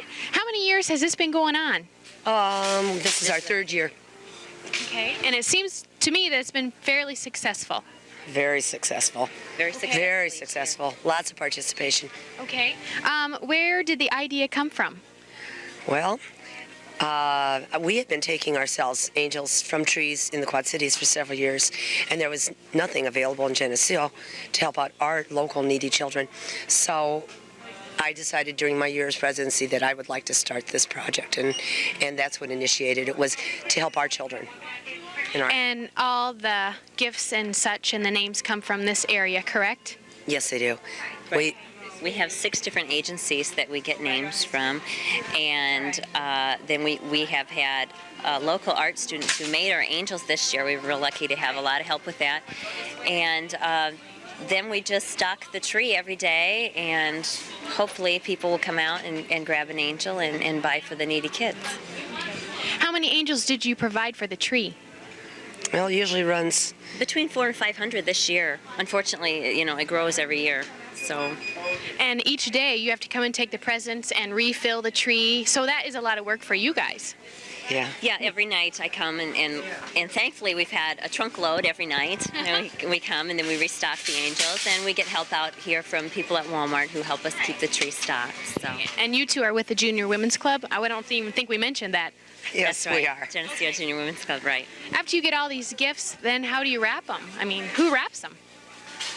Our club helps out a lot. We get donations of paper, tape, bows from Walmart and also local agencies. A lot of people help out wrapping. The church does this year. Yeah, it's Nate Malachi's youth group has helped several every year. Right. And they also provide gift wrap and bows that day. From each of the kids brings a donation. And this year we got a brownie troop and a Girl Scout troop, right, who are also helping wrap. And then once you get them wrapped, you have to give them to the kids. How do you do that? We return them to the agencies who gave us the names. And see, we don't go by name information. We prefer it to be anonymous. And so we just go by their numbering system, and we return them to the agencies, and then they, in turn, return them to the families. So. What kind of people take angels? I mean, it's sitting here, and I see a lot of people looking, but is it individuals as well as groups? Yes, there are. At Walmart here, for an example, the different departments, the people that work within the departments go together and pool their money and take an angel and buy gifts for it. We have Sunday school groups that are buying. We have brownie troops and Girl Scout troops, and even like the juniors, if an angel wouldn't get taken, we would provide for it. And we've seen a lot of group effort taking a name more than just individuals. Well, and that's the spirit of the season. That's got to be a lot more fun for groups to do things like that. Now, why did you guys pick Walmart to have the tree? There are lots of other places you could do it. How come you pick Walmart? Who doesn't shop at Walmart? Everybody shops at Walmart. Needs to be there every once in a while. That's right. Right. And our names are drawn from the entire Henry County area, and we felt that most everybody in Henry County at one time or another comes through the doors here. Mm-hmm. And you're probably right. They do. Would there be anything else that you guys want to add, or anyone that you want to thank? Yeah, just these agencies and groups that have helped us make this project possible with all their different talents, and the people that support this tree. We couldn't do it without all the goodness and kindness and generosity of this community. And you guys really believe in this project. It's going to keep on going, I think. Oh, yeah. Oh, yes, I think so. I can't see it ever ending. Good. Well, thanks a lot, you guys, for coming here. And that's Melanie Rice from JCTV.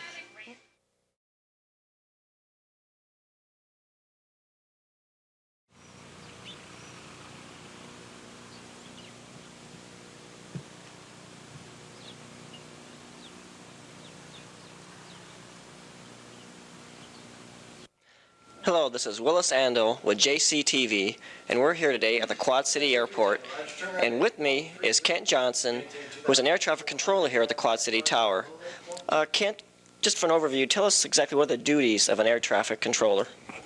Well, Willis, air traffic controllers are responsible for the separation of aircraft and sequencing into and out of various airports. Here at Moline, we're up in the tower cab right now, and we work in airspace approximately 5-mile radius around the Moline Airport, sequencing and separating airplanes. We also have a radar room a couple floors down. We'll go down and visit that in a little bit. And down there we're responsible from about 5 miles out to about 40-mile radius around the Quad City Airport, and up to 10,000 feet. Okay, great. I understand coming up to December here, we have kind of a busy time for you getting ready for Santa's flight into town. Well, that's true. Every year that's kind of a special time for us, and we get to talk to Santa Claus briefly. It's kind of a neat thing for us. About how far out does Santa first radio in? Well, he gives us a call about 45 or 50 miles out to let us know he's coming in. And we really only see him when he's going between cities, because when he's in a metropolitan area, he's zipping from one house to the next. He stays real low and he moves real fast. And it's kind of below our radar coverage and below our air traffic, so he's not in the way for us at all. But then when he goes to another city, then we talk to him for a little bit, and he lets us know where he's going, and we can work other aircraft around him if we need to. Okay, you said he calls in about 40, 50 miles out. By then, would you have him picked up on radar already? Right, that's correct. Okay, and I guess right behind here we have a We do have a radar scope here, and I don't know if you can see him, but we have a demonstration tag right there flashing as Santa Claus. Well, actually, when we go downstairs in the radar room, we'll bring up a tape from last Christmas time, and we'll actually be able to see Santa. Okay, great. Now, is Santa pretty high-tech these days as far as like having his own ID signal or something to let you know That's who he right. is? That's what we're demonstrating right here. His call sign of Santa actually appears on the radar scope. Okay, great. Well, I guess why don't we go down below and see a tape from last year? All right.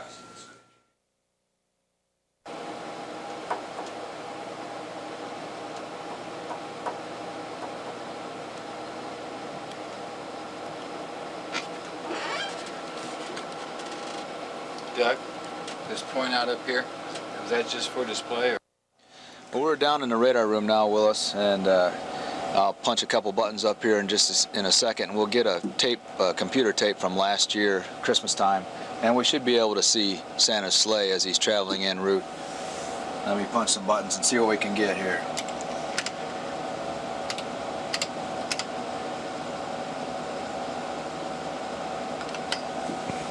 Oh, there I see him. Okay, if you look closely, you can see him. He's right here. He's just northeast of Geneseo a little bit, and he's at 24,000 feet. And right now he's traveling about 330 knots, or approximately 375 miles an hour or so. Now, those numbers come up on each radar as far as each object on the radar shows the Right. knots. Each aircraft has a piece of equipment called a transponder, and that gives us the altitude. And the computerized radar gives us the ground speed, computes the time, rate, distance problem. So Santa's keeping up with the times then, at least. Oh yeah, Santa's got all the latest technology. He knows where the weather is, knows where the other airplanes are. He tells us ahead of time, just like I said up at the tower, 45, 50 miles out, he lets us know he's coming in if we have to work anybody else around him.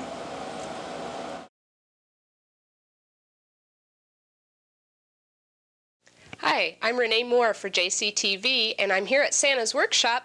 And if we can interrupt Santa Claus for a little bit, we'll do a little bit of an interview with him. Santa, could we talk? Oh, hello, Renee. Hello, Santa.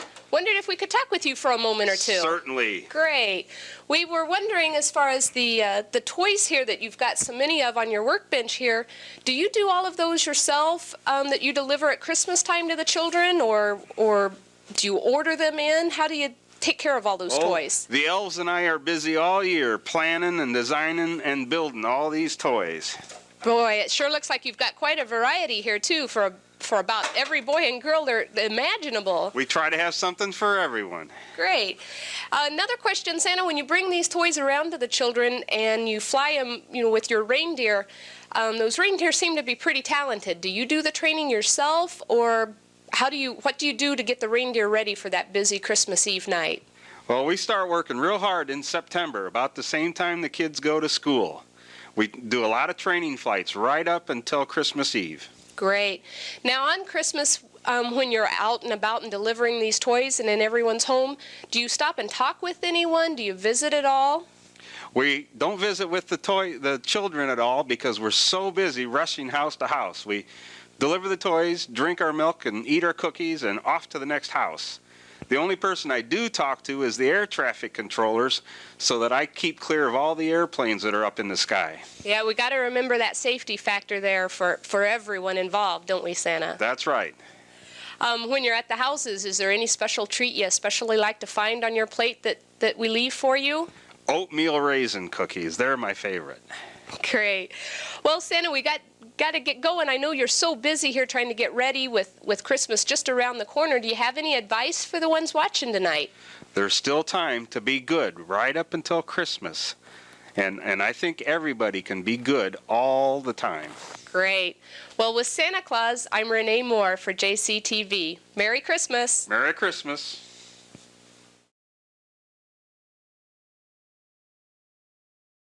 We take you along on a Christmas tradition, cutting down of the Christmas tree. Our own Clint Turf Tips Rice and his wife Melanie take you along as they pick out their Christmas tree at Vermeulen Christmas Tree Farm. These all here are a little small, don't you think, honey? Yes, too small. I don't want to buy any of these. I must have cut one of these babies off now.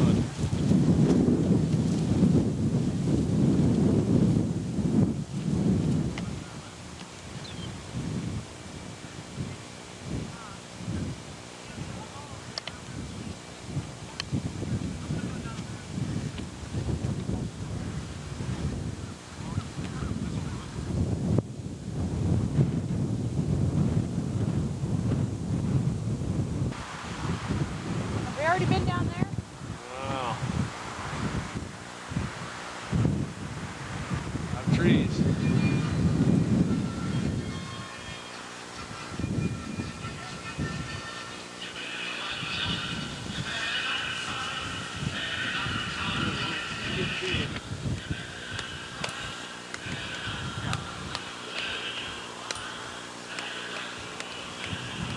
Where's Coach Jess?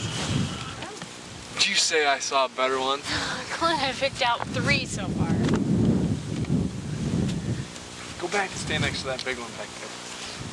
See what it looks like. Okay, Clint, we've been following you guys around now for about 3.5 hours, I think, looking for the tree. What makes this one the one? Well, it's real hard to choose a tree out here. I'm real picky, and of course my wife, she'd take any one of these. So I found this one here. It's probably about a 6.5 to 7 foot Scotch pine. In this tree forest we're at here, we got 2 to 3 different varieties of trees. We got white pine, Scotch pine, and there's even some red pine in here. What's the difference between all the trees? Well, a white pine is a much softer needle versus a Scotch. These Scotch pines are great, excellent for your heavy ornaments whatsoever. But if you want to get real fancy and formal, there are some Christmas tree farms that have Douglas fir, Fraser firs, which are more of a real decorative tree. They're even more perfect than for, say, something like this. Now these trees are groomed to get like this. They just were to grow naturally. They wouldn't quite look as to form. But I looked inside. It's got a nice straight trunk, so it'll go real good on the stand and should make a nice Christmas tree. All right, great. What kind of saw you got there to cut that down with? I got the old bow saw here. Should cut her down in no time. Now, did you sharpen that at home before you left? No, I didn't. And also I wanted to add this year about Christmas trees is this should be a good year for trees indoors. And the reason I'm saying that is because last year we had such a wet summer, and it seemed these pine trees got so used to getting so much water during the year. When they got indoors, they got in the tree stand, you were giving them the water, it just wasn't quite enough. So this year there's a little bit drier year. They should do a little bit better in the house, last a little bit longer. So as soon as somebody sees this, it's early enough they can go out and cut the tree down and feel safe that it'll last through the season. Oh yeah, most definitely. Well, let's cut this one down, Clint. All right, sounds great.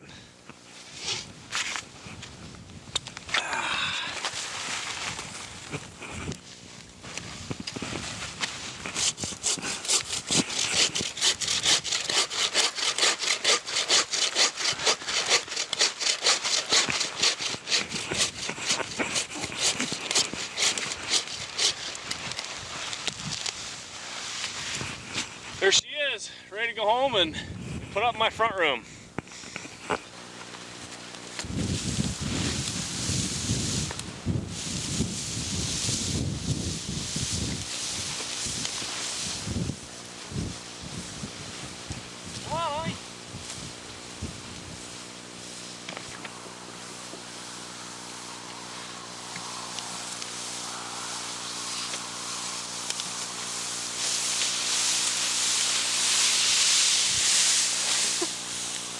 Come on, honey.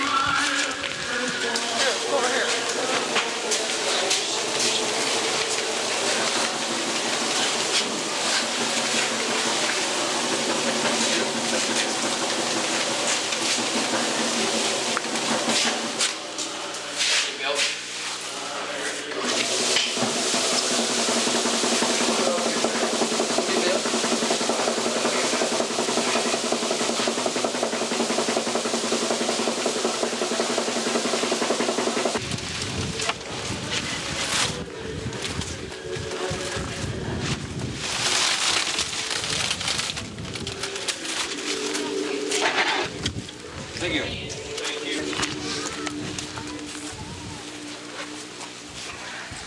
Thank you, fellas. Yep, you're welcome. Please have a good day. You too. Have a nice Merry Christmas. Christmas. Thanks, you too.